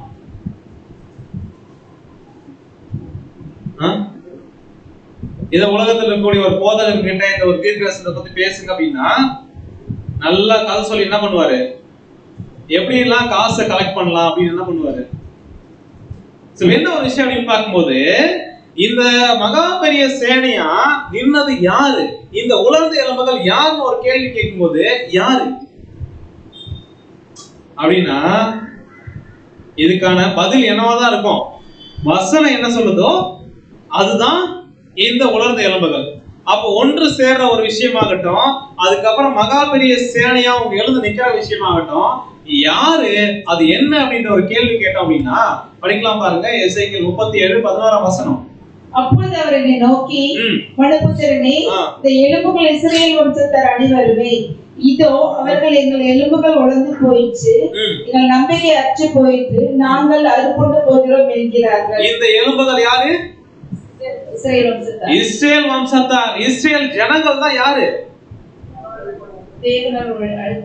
இப்ப என்ன அப்படின்னு பார்க்கும்போது இந்த மாதிரி உலர்ந்த எலும்புகள் மாதிரி அவங்களுடைய நம்பிக்கை என்ன பண்ணிருக்கு? காஞ்சி போயிருக்குது. கரெக்டுங்களா? நம்பிக்கையே இல்ல. மீண்டுமாக சொந்த தேசத்துக்கு வருவோம், நாங்க இப்படியாக தேவனால் ஆசீர்வதிக்கப்படுவோம் அப்படின்ற நம்பிக்கையே இல்லாம ஒவ்வொரு தேசத்திலையும் சிதறடிக்கப்பட்டு அங்க என்ன பண்றாங்க அப்படின்னு பார்க்கும்போது நம்பிக்கையற்று நாங்கள் அறுப்புண்டு போகிறோம் அப்படின்ற ஒரு நிலைமையில என்ன பண்றாங்க? ஒட்டுமொத்த உலகத்திலையும் காணப்படுறாங்க. எப்போ அப்படின்னு பார்க்கும்போது கிபி 70க்கு அப்புறம் இஸ்ரேல் ஜனங்களோட நிலைமை என்ன தெரியுங்களா? இப்படி நம்பிக்கையற்ற உலர்ந்த எலும்புகளா தான் ஒவ்வொரு தேசத்தையும் என்ன பண்றாங்க? தங்களுக்காக சொந்த தேசம் இல்லாம தன்னுடைய உண்மையான தேவனை ஆராதிக்க முடியாம என்ன பண்றாங்க அப்படின்னு பார்க்கும்போது இப்படிப்பட்ட ஒரு நிலைமையில தான் என்ன பண்றாங்க அப்படின்னு பார்க்கும்போது அவங்க காணப்பட்டாங்க அப்படின்றத பாக்குறோம். சோ இப்படியா உலர்ந்து போயிருக்கிறாங்க, விசுவாசம் இல்லாம இருக்கிறாங்க, அறுப்புண்டு போயிருக்கிறோம் அப்படின்னு என்ன பண்றாங்க? அப்படிப்பட்ட நிலைமையில தேவன் இப்படிப்பட்ட ஜனங்களை பார்த்துதான் கண்டிப்பா உலர்ந்த எலும்புகள் என்ன பண்ணும்? ஒண்ணு சேரும். அதுக்கப்புறம் மீண்டுமாக அவங்களுடைய சொந்த தேசத்துக்கு என்ன பண்ணுவார்? தேவன் கூட்டி சேர்ப்பார் அப்படின்ற ஒரு விஷயத்தை என்ன பண்றாருன்னா தேவன் இங்க தீர்க்கதரிசி மூலமா உரைக்கிறாரு. படிக்கலாம் பாருங்க. எசேக்கியேல் 37:12 வசனம். ஆகையால் நீ தீர்க்கதரிசனம் உரைத்து அவர்களோடு சொல்ல வேண்டியது என்னவென்றால், கர்த்தராகிய ஆண்டவர் உரைக்கிறார், இதோ என் ஜனங்களே, நான் உங்கள் பிரேத குழிகளை திறந்து உங்களை உங்கள் பிரேத குழிகளிலிருந்து வெளிப்படவும் உங்களை இஸ்ரவேல் தேசத்துக்கு வரவும் பண்ணுவேன். என்ன அப்படின்னு பார்க்கும்போது இவங்க எப்படிப்பட்ட நிலைமையில இருக்கிறாங்க அப்படின்றத படிச்சோம். அப்பனா உங்களுடைய பிரேத குழிகளை திறந்து உங்களை உங்கள் பிரேத குழிகளிலிருந்து வெளிப்படவும் உங்கள் இஸ்ரேல் தேசத்துக்கு வரவும் என்ன பண்ணுவாருங்களா அப்படின்னா அந்தந்த தேசத்துல போயிட்டு மரிச்சிய நிலைமையில கடக்கிறோம் அப்படின்னு நீங்க நினைச்சிருந்தாலும் உங்களை நான் எழுப்பி என்ன பண்ணுவேன்? கொண்டு வருவேன் அப்படின்னு என்ன பண்றா சொல்றாங்க. அப்பனா இந்த உலர்ந்த எலும்புகள் யாருன்னு பார்த்தோம்? உலர்ந்த எலும்புகள் தனித்தனியா கிடக்குது. கரெக்டுங்களா? அது முழு எலும்பா கூட இல்ல. ஒரு பாடி வந்து அப்படியே கடந்து கொஞ்ச நாள் ஆனதுக்கு அப்புறம் சதையெல்லாம் அழுகி வெறும் எலும்பு கூட இருக்கும். அந்த எலும்பு கூட பல நாள் ஆனதுக்கு அப்புறம் என்ன ஆகும்? அங்கங்க சிதறடிக்கப்பட்டிருக்கும். ஒவ்வொரு எலும்பும் ஜாயின் பண்ணிலாம் இருக்காது. அந்த மாதிரி நிலைமையில என்ன பண்றாங்கன்னா உலர்ந்து காணப்படுறாங்க. இவங்கதான் யாருன்னு பார்க்கும்போது ஒவ்வொரு தேசத்திலையும் ஒரே எலும்பு கூட சரீரமா இருந்தாங்க அவங்க தேசத்துல.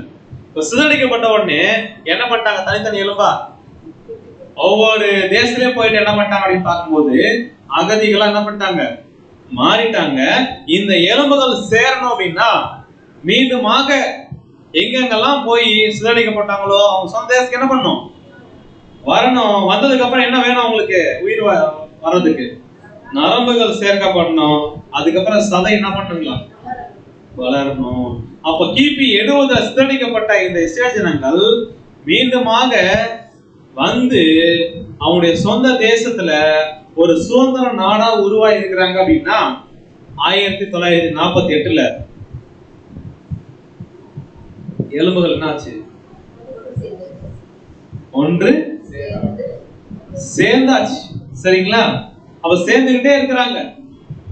அப்ப எப்படி சேர்ந்தாங்க அப்படின்னா, எங்கெங்கயோ சிதறடிக்கப்பட்ட ஜனங்கள் ஒவ்வொரு தேசத்துல இருந்து தேவன் என்ன பண்ணிருக்கிறார்? அவங்கள கொண்டு வந்து எலும்புகளை ஒன்னோட ஒண்ணு சேர வச்சிருக்கிறார். அப்படின்னா இது சாதாரண விஷயமா?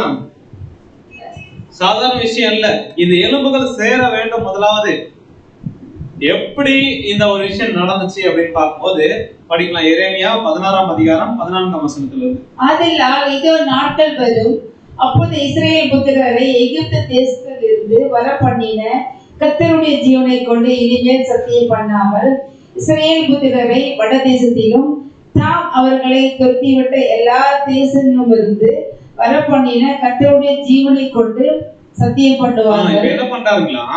இஸ்ரேல் தேசத்தை, அதாவது அங்கிருந்து துரத்தி விடப்பட்ட ஜனங்கள் எல்லா தேசத்துல இருந்து என்ன பண்ணுவாருங்களா?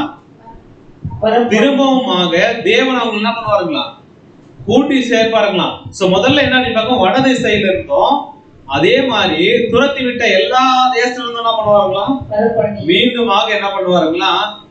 கொண்டு வருவார்களாம். படிக்கலாம் பாருங்க. ஆமோஸ் 9:14ஆம் வசனம். என் ஜனமாகிய இஸ்ரவேலின் சிறையிருப்பை திருப்புவேன்.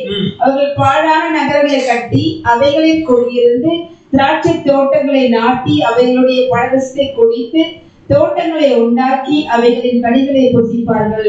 என்ன பண்ணுவாங்க அப்படின்னு பார்க்கும்போது அவங்களுடைய தேசம் எப்படி இருக்கு கிபி 70க்கு அப்புறம் அப்படின்னு பார்த்தோம்னா பாழா போயிடுச்சு. ஏன்? யாருமே இல்ல அதை பராமரிக்கிறதுக்கு.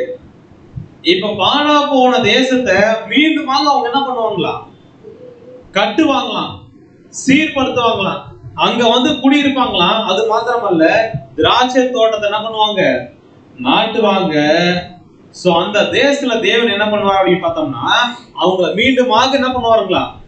நிலை நிறுத்துவாருங்களா? 15ஆம் வசனம் படிக்கலாம். அவர்களை அவர்கள் தேசத்திலே நாட்டுவேன், நான் அவர்களுக்கு கொடுத்த தேசத்திலிருந்து அவர்கள் இனி பிடிக்கப்படுவதில்லை என்று உன் தேவனாகிய கர்த்தர் சொல்லுகிறார் என்றார். சோ என்ன ஒரு விஷயம் அப்படின்னு பார்க்கும்போது இந்த எங்கெங்கோ இருக்கக்கூடிய ஜனங்களை மீண்டுமாக தங்களுடைய சொந்த தேசத்துக்கு கொண்டு வந்து பாழா போன தேசத்தை மீண்டுமாக தேவன் என்ன பண்ணுவாருங்களா? சரி பண்ண வைப்பாருங்களா? அந்த ஜனங்களை கொண்டு. இப்படி தேவன் மீண்டுமாக அந்த தேசத்துல ஜனங்களை நாட்டினார் அப்படின்னா அந்த இஸ்ரேல் தேசத்துல இருந்து எத்தனை பேர் வந்து நாங்க அவங்கள அழிச்சிருவோம், ஒண்ணுமில்லாம ஆக்கிடுவோம். இன்னைக்கே இந்த இஸ்ரேல் தேசத்தை நாங்க என்ன பண்ண போறோம்? அவங்களுடைய கதை முடிக்க போறோம்னு வந்தாலும் தேவன் அவங்கள சொந்த தேசத்துல நாட்டிட்டார் அப்படின்னா அங்க இருந்து யாராலும் என்ன பண்ண முடியாது? அவங்கள என்ன பண்ண முடியாதுங்களா? இனி பிடுங்கப்படுவதில்லை என்று உன் தேவனாகிய கர்த்தர் என்ன பண்றாரு? சொல்லுகிறார். அப்படின்னா தேவன் நட்டு வச்சுட்டாரு அவங்கள மீண்டுமாக. தேவனா அவங்கள தூக்கி எறிஞ்சா மட்டும்தான். ஆனா தேவன் அவங்கள நாட்டிட்டாரு, நிலை நிறுத்திட்டாரு அப்படின்னா யாராலையும் அவங்கள என்ன பண்ண முடியாது? என்ன பண்ண முடியாது? பிடுங்க முடியாது அப்படின்னு ஒரு விஷயத்த தேவன் என்ன பண்ண சொல்றாரு. அப்பனா கிபி 70க்கு அப்புறம் அவங்களுடைய தேசத்தோட நிலைமை எப்படி இருந்துச்சு அப்படின்னு பார்க்கும்போது எத்தனையோ ஜனங்கள் வந்தாங்க. அதுவும் ஒவ்வொரு அரசாட்சி செய்யக்கூடிய ரோமர்கள் வந்தாங்க, அரேபியர்கள் வந்து பார்த்தாங்க, செலுக்கியன்ஸ் அப்படின்றவங்க வந்தாங்க. இவங்க எல்லாம் கொஞ்சம் கொஞ்சம் வருஷம் என்ன பண்ணாங்க அப்படின்னு பார்த்தோம்னா இந்த இஸ்ரேல் தேசத்துல கிபி 70 ஜனங்கள் எல்லாமே போயிட்டாங்க, சிதறடிக்கப்பட்டாங்க ஒவ்வொரு தேசத்துக்கும். ஆனா தேசம் மட்டும் இருந்துச்சு இல்லையா, இடம் மட்டும். அதை என்ன பண்ணாங்க அப்படின்னு பார்க்கும்போது ரோமர்கள் கண்ட்ரோல்ல கொஞ்ச நாள் இருந்துச்சு. அரேபியர்கள், செலுக்கியன்ஸ், குருசேடர்கள், மம்லுக்ஸ், கடைசியா என்ன அப்படின்னு பார்க்கும்போது ஒட்டமான்ஸ் அப்படின்ற துருக்கி முஸ்லீம் வஸ்திர அந்த ஒரு தேசம் என்ன பண்ணுச்சு? இருந்துச்சு. அந்த தேசம் என்னதான் ஒவ்வொரு ஜனங்களுடைய கையிலும் இருந்தாலும் ஆனா அந்த தேசத்தின் மூலமாக எந்த நன்மையும் அவங்களுக்கு என்ன பண்ணல? கிடைக்கல. உதாரணத்துக்கு ஒரு கார் ஒருத்தர் வாங்குறாரு, சரிங்களா? ஒரு மாசத்துல அடுத்த இன்னொருத்தங்கிட்ட வித்துட்டாரு. அவரு இன்னும் ஒரு வாரத்துக்குள்ள இன்னொருத்தங்கிட்ட விற்கிறாரு. அப்படியே கைமாறி 10 பேர்கிட்ட கைமாறி இருக்குன்னா என்ன அர்த்தம்?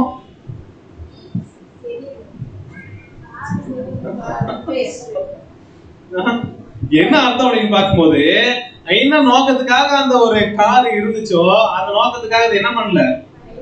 அப்பன்னா இத்தனை ஜனங்கள் வந்து இஸ்ரேல் தேசத்தை, அதாவது அந்த தேசம் இருக்கு இல்லைங்களா, அது நாங்க வந்து நாங்க என்ன பண்றோம், நீ பாப்பா அதை வச்சு ஏதாவது பண்றோம் அப்படின்னு வந்தாங்க. ஆனா என்ன பண்ண முடியல. கிட்டத்தட்ட 18 நூற்றாண்டுகளா அந்த தேசம் வெறும் பாலைவனம், மழை இல்ல, தண்ணி இல்ல, அதை வச்சு எந்த பிரயோஜனமும் அவங்களுக்கு இல்ல. அதனால கை மாறிக்கிட்டே என்ன பண்ணுது இருக்குது. ஏன் இந்த தேசம் இப்படி ஆச்சு? இது எப்படிப்பட்ட தேசம் தெரியுங்களா? கானான் தேசத்தை வாக்குத்தத்தமா கொடுக்கும் போது என்ன சொன்னார் தேவன்? பாலும் தேனும் ஓடுகிற தேசம் அப்படின்னு சொன்னார் இல்லைங்களா? யார் இருந்தாதான், யார் ஆசீர்வதிச்சாதான் அங்க பாலும் தேனும் ஓடும்? இஸ்ரேல் ஜனங்கள் இருக்கணும். அவங்களை ஆசீர்வதிக்கிற தேவன் என்ன பண்ணணும்? அந்த ஒரு விஷயத்தை செய்யணும். என்ன அப்படின்னு பார்க்கும்போது படிக்கலாம் பாருங்க, லேவியராகமம் 26:4. நான் ஏற்ற காலத்தில் உங்களுக்கு மழை பெய்ய பண்ணுவேன், பூமி தன் பலனையும் வெளியில் உள்ள மரங்கள் தங்கள் கனியையும் கொடுக்கும். என்ன அப்படின்னு பார்க்கும்போது இஸ்ரேல் ஜனங்கள் அந்த தேசத்துல இருந்தாதான் என்ன பண்ணும்? ஏற்ற காலத்துல மழை பெய்யும், பூமியும் அதோடைய பலன்களை என்ன பண்ணும்? கொடுக்கும். மரங்களும் கனி என்ன பண்ணும்? கொடுக்கும். அப்ப தேவன் ஏற்ற காலத்துல ஆசீர்வதிக்கல அப்படின்னா இதெல்லாம் என்ன பண்ணாது? கிடைக்காது அப்படின்ற ஒரு விஷயத்தை நம்ம பார்க்கிறோம். அப்பனா ஏற்ற காலத்துல உன் தேசத்துல மழை பெய்யும், நீ கையிட்டு செய்யக்கூடிய எல்லா வேலையும் ஆசீர்வதிப்பேன் அப்படின்னு சொல்லக்கூடிய தேவன் இந்த தேசத்தை என்ன பண்ணாரு? இப்போ கைவிட்டுட்டார் அப்படின்னா அந்த தேசத்துல என்ன பண்ணாது? மழமும் பெய்யாது, திராட்சை பழமும் விளையாது.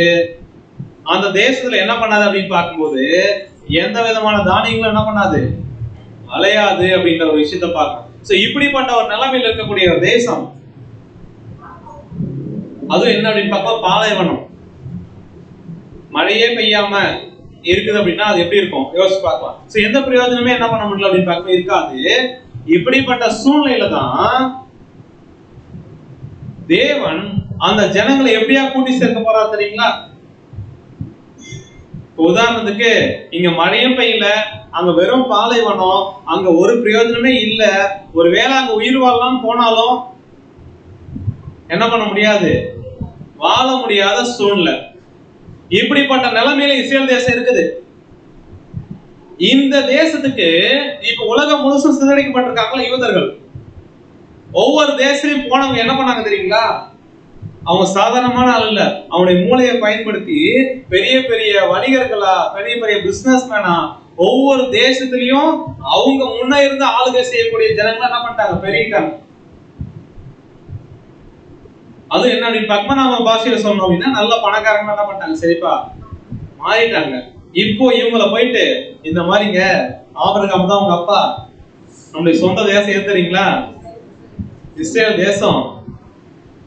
அதனால தேவன் மீண்டுமா உங்களை கூட்டி சேர்ப்பேன்னு சொல்லி இருக்கிறாரு, வாங்க அப்படின்னு கூப்பிட்டா என்ன பண்ணுவாங்க? உதாரணத்துக்கு இப்ப நம்மளெல்லாம் பார்த்து ஆப்பிரிக்கா இருக்குல்ல, நமக்காவது இங்க 3 வேளை சாப்பாடு கிடைக்குது, சரிங்களா? ஆப்பிரிக்காவில் அது கூட கிடையாது. இந்த மாதிரி நம்முடைய தாத்தா பாட்டி எல்லாமே சொந்த தேசம் அதுதான். யாரு ஆப்பிரிக்காவுக்கு வரீங்க அப்படின்னு கூப்பிட்டோம்னா எத்தனை பேர் ரெடியா இருக்கிறீங்க? உங்களோட சொந்த ஊர் அதுதாங்க அப்படின்னா இப்பா இங்கேயாவது 3 வேளை சாப்பாடு சாப்பிட்டு என்ன பண்றோம்? அதுக்கே தேவன் கிட்ட நிறைய குறை சொல்லிட்டு இருக்கிறோம். அங்க வந்து அது கூட இல்லைன்னா என்ன ஆகாது. என்ன அப்படின்னு பார்க்கும்போது இப்படிப்பட்ட ஒரு சரி, அதுவும் நம்ம என்னன்னு பார்த்தோம்னா ரொம்ப தரித்திரத்தில் இருக்கிறோம். இப்படிப்பட்ட நிலைமையில இருந்தே ஆப்பிரிக்காவுக்கு வர முடியாது சொல்றோம் இல்லைங்களா? ஆனா இந்த இஸ்ரேல் யூதர்கள் யார் தெரியுங்களா? இன்னைக்கு அமெரிக்கா தேசம் இவ்வளவு வல்லரசா இருக்குன்னா காரணம் என்ன தெரியுங்களா? யூதர்கள். இப்படிப்பட்ட நிலைமையில இருந்து மீண்டுமாக இந்த பாலைவனத்துக்கு வாங்க அப்படின்னா எத்தனை பேர் வருவா? இப்ப தேவன் என்ன பண்ணுவாருங்களா? அன்பா என்ன பண்ணுவாருங்களா? முதல்ல கூப்பிடுவார்களாம். எப்படி கூப்பிடுவார் அப்படின்னு பார்க்கும்போது படிக்கலாம். எரேமியா 16ஆம் அதிகாரம் 16ஆம் வசனம். இதோ நான் மீன் பிடிக்கிற அநேகரை அழைத்து அனுப்புவேன். இப்ப என்ன பண்ணுவாருங்களா, இவங்க மீண்டுமாக கூட்டி சேர்க்கிறதுக்கு முதலாவது தேவன் ஒரு மெத்தடை பயன்படுத்த போறார். எப்படின்னா, மீன் பிடிக்கிறவங்க என்ன பண்ணுவாருங்களா, அனுப்புவார், அழைத்து அனுப்புவாருங்களா. அவங்க என்ன பண்ணுவாங்க, இவர்கள் அவர்களை பிடிப்பார்கள். என்ன பண்ணுவாங்கன்னா, மீனவர்கள் எப்படி கடல்ல போயிட்டு வலைய விரிச்சு மீன் பிடிக்கிற ஒரு வேலையை செய்யறாங்களோ அந்த மாதிரி இப்படிப்பட்ட ஒரு சில ஜனங்களை கொண்டு இஸ்ரேல் ஜனங்களை தேவன் என்ன பண்ண போறாராம், மீன் பிடிக்க போறாருங்களாம். சரிங்களா? அப்போ எல்லா மீனுமே இதுக்குள்ள வந்துருமா? அடுத்து இந்த மாதிரி வராம இருக்கிறாங்க அப்படின்னா அதுக்கு அடுத்த ஒரு மெத்தட் என்ன வேட்டைக்காரராகிய அநேகரை அழைத்து சோ அதுக்கப்புறம் என்ன பண்ணுவாருங்களா, வேட்டைக்காரராகிய அநேகர் என்ன பண்ணுவாருங்களா. அப்ப வேட்டைக்காரன் வந்தா என்ன பண்ணுவாருன்னா, இவர்களை அவங்க எல்லா மலைகளிலும் எல்லா குன்றுகளிலும் கண்மலை வெடிப்புகளிலும் வேட்டையாடுவார். வேட்டைக்காரன் வந்தா மீன் வலை போட்டு பிடிக்கிறதுக்கும் வேட்டையாடி பிடிக்கிறதுக்கும் வித்தியாசம் இருக்கு தெரியுங்களா? வலைக்குள்ள அழகா வந்து மாட்டிக்கலாம். ஆனா வேட்டைக்காரன் கிட்ட எனக்கு நோகாம என்னை வந்து வேட்டையாடுன்னு பண்ண முடியாது. அப்ப என்ன பண்ணுவாருன்னா வேட்டையாடுவாரு. சோ முதல்ல தேவன் மீன் பிடிக்கிற அநேகர் என்ன பண்ணாரு, அனுப்புவாங்களாம். இந்த தியோடர் ஹெர்சல் அப்படின்ற ஒருத்தர் ஆஸ்திரியா அப்படின்ற ஒரு தேசத்துல யூத பத்திரிகையாளரா அவர் என்ன பண்ணாரு இருந்தாரு. இவர் என்ன பண்ணாருன்னா, முதல்ல இந்த சியோன் இயக்கம் அப்படின்ற ஒரு விஷயத்தை என்ன பண்ணாருன்னா ஆரம்பிச்சார். ஜயோன் மூவ்மெண்ட், சியோன் அப்படின்ற ஒரு இயக்கம். என்ன அப்படின்னா, யூதர்களுடைய தேசம் எங்களுடைய சொந்த நாடு, அது யூத தேசம், இஸ்ரேல் நாடு அப்படின்ற ஒரு நாடு தான் எங்களுடைய சொந்த தேசம், அது எங்களுக்கு வேணும் அப்படின்னு என்ன பண்ணார், முதல்ல பேச ஆரம்பிச்சாரு. நிறைய விஷயங்கள் என்ன அப்படின்னு பார்க்கும்போது இந்த யூத தேசம் உருவாகிறதுக்கான ஒவ்வொரு ஸ்டெப் என்ன பண்ணாருங்க எடுக்க ஆரம்பிச்சாரு. அப்படியாக என்ன பண்ணாங்க அப்படின்னு பார்க்கும்போது ஒரு 6 ஆண்கள் 4 பெண்கள் என்ன பண்ணாங்க அப்படின்னு பார்த்தோம்னா, இந்த பாலைவனத்துல இடம் வாங்கி அங்க குடியேறதுக்காக என்ன பண்ணாங்க அப்படின்னு பார்க்கும்போது 1909ஆம் வருஷம் என்ன பண்ணாங்க, டெல் அவீவ் இஸ்ரேல் தேசத்தினுடைய இப்போதைய தலைநகரம் எது அப்படின்னு பார்த்தோம்னா எருசலேமா அறிவிக்கப்பட்டிருக்கு. பட் கொஞ்ச வருஷங்களுக்கு முன்னாடி வரைக்கும் இந்த டெல் அவீவ் தான் அவங்களுடைய தலைநகர். சரிங்களா? இங்க போயிட்டு 10 பேர் என்ன பண்றாங்க, முத ஒரு இடத்த வாங்கி டென்ட் போட்டு எங்களுடைய சொந்த தேசம் இதுதான் அப்படின்னு என்ன பண்றாங்க, வராங்க. அப்படிப்பட்ட தேசம் அன்னைக்கு எப்படி இருந்துச்சு அப்படின்னு பார்த்தோம்னா இப்படி இருந்துச்சு. இன்னைக்கு எப்படி இருக்கு தெரியுங்களா டெல் அவீவ்?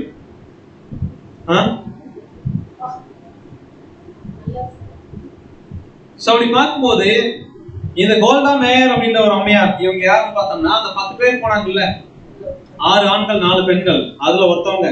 இவங்க பின்னாடி என்ன பண்றாங்க அப்படின்னு பார்க்கும்போது சுதந்திரம் வாங்கினதுக்கு அப்புறம் அந்த தேசத்தினுடைய பிரைம் மினிஸ்டர் என்ன பண்றாங்க அப்படின்னு பார்க்க ஆகுறாங்க. அப்போ அவங்க வாங்கின இடம் இருக்கு இல்லைங்களா, ஆக்சுவலி என்ன பார்த்தோம்னா 1878ஆம் வருஷத்துல இந்த பெட்டாட்டிக்வா அப்படின்ற ஒரு இடம், அந்த இடத்துடைய பிக்சர் தான் இது. இஸ்ரேல் தேசம் அன்னைக்கு எப்படி இருந்துச்சு அப்படின்னு பார்க்கும்போது இப்படிதான் இருந்துச்சு. அங்கதான் என்ன பண்ணாங்க அப்படின்னு பார்க்கும்போது இந்த 10 பேர் என்ன பண்ணாங்க அப்படின்னு பார்க்கும்போது போய் குடியேறினாங்க. அதுக்கப்புறம் ஒவ்வொரு தேசத்துல இருந்து கொஞ்சம் பேர் என்ன பண்ணாங்க வர ஆரம்பிச்சாங்க. இன்னைக்கு இந்த டெல் அவீவ் அப்படின்ற நகரம் எப்படி இருக்கு அப்படின்னு பார்க்கும்போது நம்மளோடலாம் ரொம்ப பல மடங்கு என்ன பண்ணிட்டாங்க, வளர்ச்சி அடைஞ்சிட்டாங்க. பாலைவனம் இப்ப எப்படி இருக்கு இப்போ? சோ அந்த அளவுக்கு என்னாச்சு அப்படின்னு பார்க்கும்போது இவங்களுடைய நிலைமை தலைமையா மாறுச்சு. அப்படின்னா இந்த மாதிரி ஒவ்வொரு தேசத்திலும் போயிருக்கிற ஜனங்கள் இன்னைக்கு வந்து இந்த அளவுக்கு இருக்கிறாங்க அப்படின்னா இதுக்கான காரணம் என்ன அப்படின்னு பார்க்கும்போது எரேமியா 32:44ஆம் வசனம் மட்டும் படிங்க சார். பென்யமீன் தேசத்திலும் எருசலேமின் சுற்றுப்புறங்களிலும் யூதாவின் பட்டணங்களிலும் மலைக்காடான பட்டணங்களிலும் பள்ளத்தாக்கான பட்டணங்களிலும் தென் திசை பட்டணங்களிலும் நிலங்கள் விலைக்கிரயமாக கொல்லப்படுகிற பத்திரங்களில் கையெழுத்து போடுகிறதும் முத்திரையிடுகிறதும் அதுக்கு சாட்சி வைக்கிறதும் உண்டாயிருக்கும். என்ன ஒரு விஷயம் அப்படின்னு பார்த்தோம்னா இந்த தேசம் எதுக்குமே பயன்படாத தேசம் இப்ப என்ன ஆகுது அப்படின்னு பார்க்கும்போது நிலங்களை விலை கொடுத்து என்ன பண்ணுவாங்களா வாங்குவாங்களா? அதுக்கு பத்திரங்கள் என்ன பண்ணுவாங்க? எழுதுவாங்க. அப்படின்னா ஒவ்வொரு இந்த யூதர்களும் தங்களுடைய சொந்த தேசத்தை என்ன பண்ணாங்க? அதுக்கப்புறம் விலை கொடுத்து வாங்கினாங்க, தங்களுடைய சொந்தமா என்ன பண்ணிக்கிட்டாங்க? அதுக்கப்புறம் ஆக்கிக்கிட்டாங்க அப்படின்னு ஒரு விஷயத்தை பாக்குறோம். சோ இப்ப இந்த 10 பேர் போனாங்க இல்லைங்களா, அதுக்கப்புறம் என்ன ஆச்சரியம் தெரியுங்களாங்க? இஸ்ரேல் தேசத்துல என்ன ஆச்சு அப்படின்னு பார்க்கும்போது படிக்கலாம். யோவேல் 2ஆம் அதிகாரம் 23, 24 வசனம். சியோன் குமாரரே, உங்கள் தேவனாகிய கர்த்தருக்குள் மகிழ்ந்து களிகூருங்கள். அவர் தக்கபடி உங்களுக்கு முன்மாரியை கொடுத்து, உங்களுக்கு முன்மாரியையும் பின்மாரியையும் ஏற்கனவே வர்ஷிக்கப்பட்டவார். கழுகள் தானியத்தினால் நிரம்பும், ஆலைகளில் திராட்சரசமும் எண்ணெயும் வழிந்தோடும். சோ இப்ப என்ன சொல்றாருன்னா, இந்த மாதிரி இஸ்ரேல் ஜனங்கள் தேவன் நம்பி வராங்க அப்படின்னா, அவங்களுடைய சொந்த தேசத்துல இருக்கிறாங்க அப்படின்னா, முன்மாரியும் பின்மாரியும் என்ன பண்ணும்? வர்ஷிக்கப்படும். சோ தானியங்கள் என்ன பண்ணும் அப்படின்னு பார்க்கும்போது களஞ்சியத்துல வந்து சேர்க்கப்படும், திராட்சை ரசமும் எண்ணெய் என்ன பண்ணுமா? வரிச்சு. அப்படிப்பட்ட ஒரு விஷயமா என்னாச்சு அப்படின்னு பார்க்கும்போது இந்த ஜனங்கள் எல்லாமே என்ன பண்ணாங்க அப்படின்னு பார்க்கும்போது கொஞ்சம் கொஞ்சமா வர ஆரம்பிச்சாங்க. தேவனா தேசம் ஆசீர்வதிக்க ஆரம்பிச்சாரு. அப்படியாக அநேக ஜனங்கள் எங்க இருந்து வந்தாங்க அப்படின்னு பார்த்தோம்னா, இஸ்ரேல் தேசத்துடைய வடக்கு பக்கம் என்ன பண்ணாங்க? சிதறடிக்கப்பட்டாங்க. அப்ப இஸ்ரேல் தேசத்துல இருந்து வடக்கு பக்கமா அப்படின்னா, இந்த இஸ்ரேல் தேசம் அப்படின்றது இந்த உலக மேப்ல எங்க இருக்கு? நீங்க தேடி தேடி பார்த்தா கூட கண்டுபிடிக்க முடியாது. ஏன்னா உலக வரைபடத்துல ஒரு கோடு, பென்சிலால ஒரு கோடு போட்டா எப்படி இருக்கும்? அப்படிப்பட்ட ஒரு இடம் தான் எது அப்படின்னு பார்க்கும்போது இந்த இஸ்ரேல் தேசம். ஆனா இன்னைக்கு ஒட்டுமொத்த உலகத்துக்குமே எப்படி இருக்காங்க தெரியுங்களாங்க? உலகத்துக்கே ஆசீர்வாதமா என்ன பண்றாங்க அப்படின்னு பார்க்கும்போது இருக்கிறாங்க அப்படின்னு பாக்குறோம். சோ இந்த தேசம் இங்க இருக்கு, வட்டம் போட்டு காமிச்சிருக்கேன். நான் வட்டம் போட்டு இருந்தாலும் உங்களால கண்டுபிடிக்க முடியாது, ஏன்னா அந்த உலக மேப்ல சைஸ் அவ்வளவுதான். சரிங்களா? சோ இப்போ என்ன ஒரு விஷயம் பார்ப்போம். இங்க இருந்து வடக்கு பக்கம் அப்படின்னா மேல. சோ எங்க இருந்து அதிக ஜனங்கள் வந்து சிதறடிக்கப்பட்டாங்க அப்படின்னு பார்த்தோம்னா, இஸ்ரேல் தேசமே வடக்கு பக்கம் ரஷ்யா. சரிங்களா? அங்க இன்னைக்கும் நிறைய யூதர்கள் இருக்கிறாங்க. சோ அநேகர் என்ன பண்ணாங்க அப்படின்னு பார்க்கும்போது இந்த மீன் பிடிக்கிற மாதிரி அநேகர் என்ன பண்ணாருன்னா தேவன் அனுப்புனாரு. அவங்க மூலமா என்ன பண்ணாங்க? சொந்த தேசத்துக்கு வர ஆரம்பிச்சாங்க. சோ அப்படின்னா இந்த மீன் பிடிக்கிறவங்களுக்கு அப்புறம் தேவன் என்ன பண்ணுவாரு? வேட்டைக்காரராகி அநேகர் என்ன பண்ணுவாருங்களா? அப்ப வலை போட்டு மீன் பிடிக்கும் போது அன்பா கூப்பிடும் போது என்ன பண்ணிடணும்? வந்திருக்கணும். நிறைய பேர் என்ன பண்ணல, எங்கேயே செட்டில் ஆயாச்சு, இங்கேயே நமக்கு கோடிக்கணக்கில் சொத்து இருக்கு, அங்க போய் பாலைவனத்துல எதுக்கு கஷ்டப்பட்டுக்கிட்டு அப்படின்னு கொஞ்சம் பேர் இருந்தாங்க. இந்த ஒவ்வொரு தேசத்தையும் இப்படி இருந்த ஜனங்களுக்கு அடுத்து என்னாச்சு தெரியுங்களா? உயிர் மட்டும் பொழைச்சா போதுண்டா அப்படின்னு சொல்ற அளவுக்கு ஒவ்வொரு இடத்துலயும் அடி. யாருக்கு? ஒவ்வொரு நாட்டிலையும் யூதன் சொன்னாலே என்ன பண்ணுவாங்க? அடிப்பாங்க, கொன்னுடுவாங்க, எரிச்சிருவாங்க. சரிங்களா? அப்படிப்பட்ட வேட்டைக்காரர் அதுக்கப்புறம் என்ன பண்றாரு? அனுப்புறாங்க. அதுல முக்கியமான ஒரு வேட்டைக்காரன் யாரு? இவரை பத்தி எங்க சொல்லப்பட்டிருக்கு? எங்க சொல்லப்பட்டிருக்குன்னா பைபிள்ல இவரை பத்தி என்ன பண்ணிருக்கு? வேட்டைக்காரர் அநேகர் அழைத்து அனுப்ப சொன்னார் இல்லைங்களா? ஹிட்லரை பத்தி பைபிள் இருக்குது. இவர் என்ன பண்ணுவாங்கன்னா வேட்டையாடுவார். அப்படியாக எப்படி வேட்டையாடுறாரு தெரியுங்களா? ஒவ்வொரு யூதனையும். இந்த ஜெர்மனியை சேர்ந்தவர் இவரு. அந்த ஜெர்மனி நாட்டுல இவர் பாக்குறாரு, இந்த மாதிரி அகதிகளா தஞ்சம் புக வந்தாங்க இல்லையா, அதாவது சொந்த தேசம் இல்லாம பஞ்சம் பொழைக்கிறதுக்காக வந்தாங்க. யாரு? இந்த யூதர்கள். இது ஜெர்மனி ஃபுல்லா பார்த்தா அவங்களுடைய அரசாங்க கவர்மெண்ட் வேலையாகட்டும், அங்க அரசியல் இருக்கக்கூடிய பெரிய பெரிய இடத்துல ஆகட்டும், எல்லாம் யார் இருக்கிறா? யூதர்களா இருக்கிறாங்க. இத பார்த்துதான் என்ன பண்ணாருன்னா ஹிட்லரு வெறி கொண்டு என்ன பண்ணாரு? வேட்டையாடினாரு. யார? யூதர்களை. பல லட்சம் யூதர்களை இந்த மாதிரி கான்சென்ட்ரேஷன் கேம்ப் அப்படின்னு சொல்லிட்டு, யூதர்களா உங்களுக்கு அரசாங்க வேலை கிடைக்கிறவங்க, உங்களுக்கு நிலம் தரங்க, பணம் தரங்க அப்படின்னு சொல்லிட்டு கேம்ப் நடத்தி கூப்பிடுறது. அந்த மாதிரி கூப்பிட்டு ஒரு இடத்துல கூடி இருப்பாங்கல்ல, அப்படியே அங்க வச்சு என்ன பண்றதுன்னா அவங்களை அழிக்கிறது. சோ இந்த மாதிரி என்ன அப்படின்னு பார்க்கும்போது இந்த கேஸ் சேம்பர் கிட்டத்தட்ட 60 லட்சம் யூதர்கள் ஒரு இடத்துல கூட்டி ஹிட்லர் என்ன பண்ணார் தெரியுங்களா? விஷவாயுவை கொடுத்து என்ன பண்ணாருன்னா அப்படியே சாகடிச்சாப்பு. 60 லட்சம் யூதர்கள், ஒருத்தர் 2 பேர் கிடையாது. எங்க ஜெர்மனில மட்டும். ஜெர்மனியா அதை சுத்தி இருக்கக்கூடிய அநேக நாடுகள்ல இருக்கக்கூடிய யூதர்களை இந்த மாதிரி உங்களுக்கு நல்லது செய்யறோம்னு சொல்லி கூப்பிட்டு இவங்க என்ன பண்ணாங்க அப்படின்னு பார்க்கும்போது விஷவாயு கொடுத்து என்ன பண்ணாருன்னா அழிச்சார். யாரு?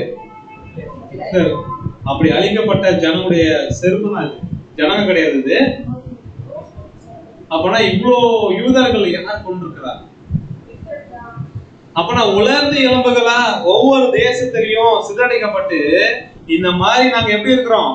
ஜீவனே இல்லாம நம்பிக்கை இழந்து இப்படியாக காணப்படுறோமே அப்படின்னு இருந்த ஜனங்களை தேவன் மீண்டுமா கூட்டி சேர்ப்பான்னு சொன்னார் இல்லைங்களா? எப்படி எல்லாம் கூட்டி சேர்த்திருக்கிறத என்ன பண்றோம்? படிச்சுட்டு இருக்கிறோம். சோ கடைசியா ஹிட்லர் என்ன சொன்னார்னா, இந்த உலகத்துல 90% யூதர்கள் நான் என்ன பண்ணிட்டேன்? அழிச்சிட்டேன். மீதி 10% யூதர்கள் நான் என்ன பண்ணிருக்கிறேன்? விட்டு வச்சிருக்கிறேன். அவங்க தான் இப்ப இஸ்ரேல் தேசமா என்ன பண்றாங்க? இருக்கிறாங்க. ஒவ்வொரு தேசத்திலையும் கொஞ்சம் கொஞ்சம் யூதர்கள், நம்ம இந்தியாவில கூட என்ன பண்ணிருக்கிறாங்க? யூதர்கள் இருந்திருக்கிறாங்க. எங்க இருந்தாங்க? அங்கேயும் என்ன நடந்துச்சுன்னு பார்க்க போறோம் இன்னும் கொஞ்ச நேரத்துல. சோ என்ன அப்படின்னு பார்த்தோம்னா, மீதி 10% யூதர்கள் நான் விட்டு வச்சிருக்கிறேன்.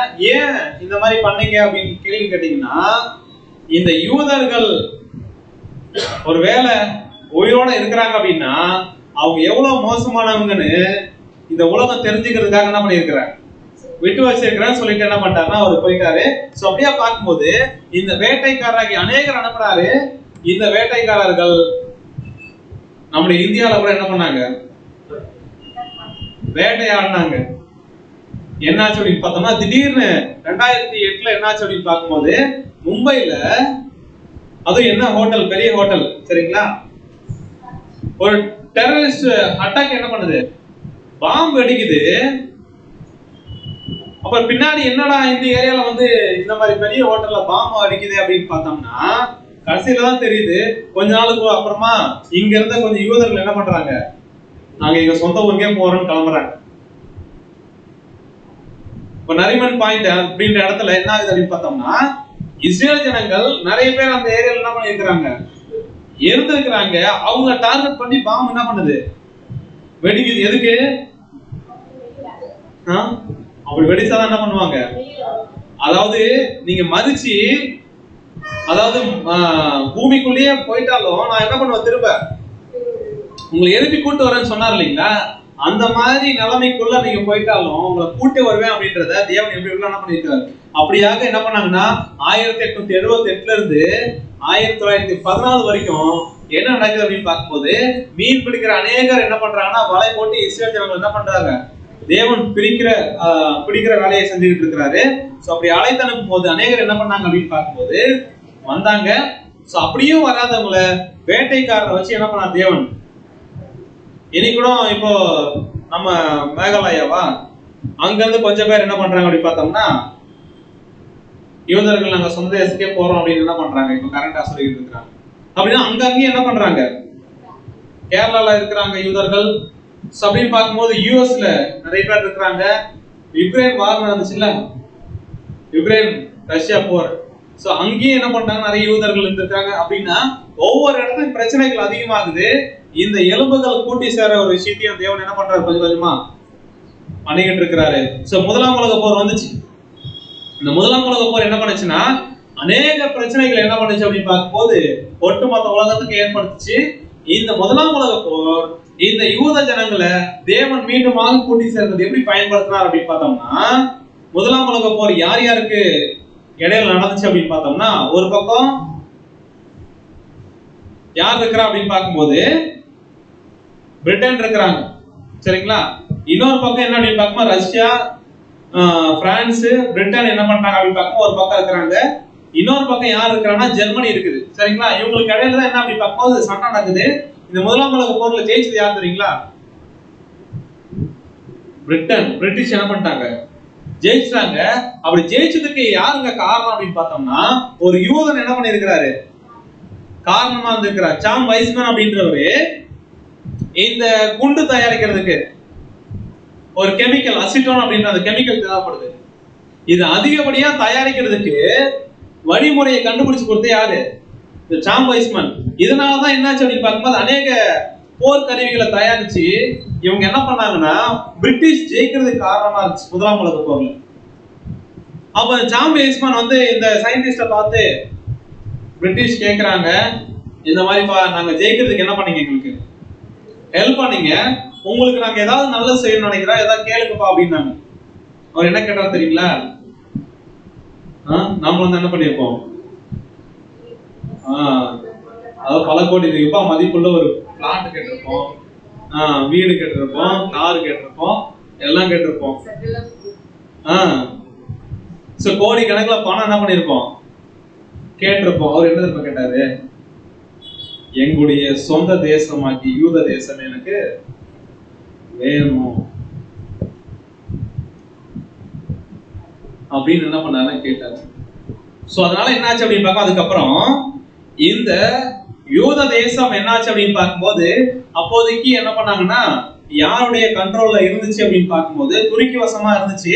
ஆனா இந்த ஒட்டுமொத்த உலகத்தையும் அப்போ கண்ட்ரோல் பண்ணக்கூடிய நிலைமையில யார் இருந்தாங்க அப்படின்னு பார்த்தோம்னா பிரிட்டிஷ் இருந்துச்சு. சரிங்களா? சோ நம்மள வந்து அடிமைப்படுத்தி வச்சிருந்தாங்கல்ல, ஆங்கிலேயர்கள் ஆளுகை செஞ்சாங்கன்னு சொல்றோம்ல, நாம எல்லாம் அடிமையா இருந்தோம்ல, அதே ஒரு காலப்பகுதியில என்னன்னா ஒட்டுமொத்த உலகமே நிறைய நாடுகள் என்ன பண்ணுச்சு அப்படின்னு பார்க்கும்போது அங்க பிரிட்டிஷ் கவர்மெண்ட் கிட்ட என்ன பண்ணுச்சு அப்படின்னு பார்க்கும்போது அடிமையா இருந்துச்சு. இந்த தேசம் அதுக்கு முன்னாடி யார் கையில இருந்துச்சா துருக்கி கிட்ட இருந்துச்சு. இங்க இருந்து யார் கையில வந்துருச்சு அப்படின்னு பார்க்கும்போது பிரிட்டிஷ் கையில இந்த தேசம் வந்துருச்சு. எது? யூத தேசம். இப்போ இந்த பிரிட்டிஷ் ஜெயிக்கிறதுக்கு இந்த சயின்டிஸ்ட் காரணமா இருந்தார் இல்லைங்களா? இவர் கேட்ட உடனே அங்க இருக்கக்கூடிய அந்த பிரிட்டிஷ் அதிகாரி என்ன பண்ணிட்டார் அப்படின்னு பார்த்தோம்னா பால்ஃபோர் அப்படின்றவர், அவரு பிரிட்டிஷ் கவர்னர் ஜெனரல் அப்படின்னு சொல்லலாம். இவர் என்ன பண்ணாருன்னா இந்த யூத தேசம் இருக்கு இல்லையா, அதாவது பாலஸ்தீன் இப்போ ஒரு பிரச்சனை நடந்திருக்குல்ல, இஸ்ரேல் பாலஸ்தீன பிரச்சனை. அங்க பாலஸ்தீனியர்கள்லாம் இருந்துட்டு இருந்தாங்க முஸ்லிம்ஸ். ஆனா அதுக்கு முன்னாடி அவங்களுக்கு முன்னாடி யார் இருந்தா? ஆபிரகாம், ஈசாக்கு, யாக்கோபு, அவங்களுடைய சந்ததி இஸ்ரேல் ஜனங்கள் இருந்தாங்க. சிதறடிக்கப்பட்டதுக்கு அப்புறம் நிறைய பேர் அந்த தேசத்துல குடியேறினாங்க. அதுல முக்கியமான ஜனங்கள் யார் அப்படின்னு பார்ப்போம், இந்த பாலஸ்தீனியர்கள். கரெக்டுங்களா? இப்ப அப்படிப்பட்ட ஒரு நிலைமையில இந்த யூத தேசம் இஸ்ரேல் தேசம் யாருக்கு சொந்தம் அப்படின்னு என்ன பண்றாருன்னா ஒரு பிரகடனம் என்ன பண்றாங்கன்னா செய்யறாங்க. யார் அப்படின்னு பார்க்கணும், பால்ஃபோர் அப்படின்றவரு இந்த யூத தேசத்துக்கு என்ன பண்ணலாம், திரும்ப அவங்க இடத்த கொடுக்கலாம் அப்படின்ற ஒரு அதிகாரத்தை கொடுக்கறாங்க.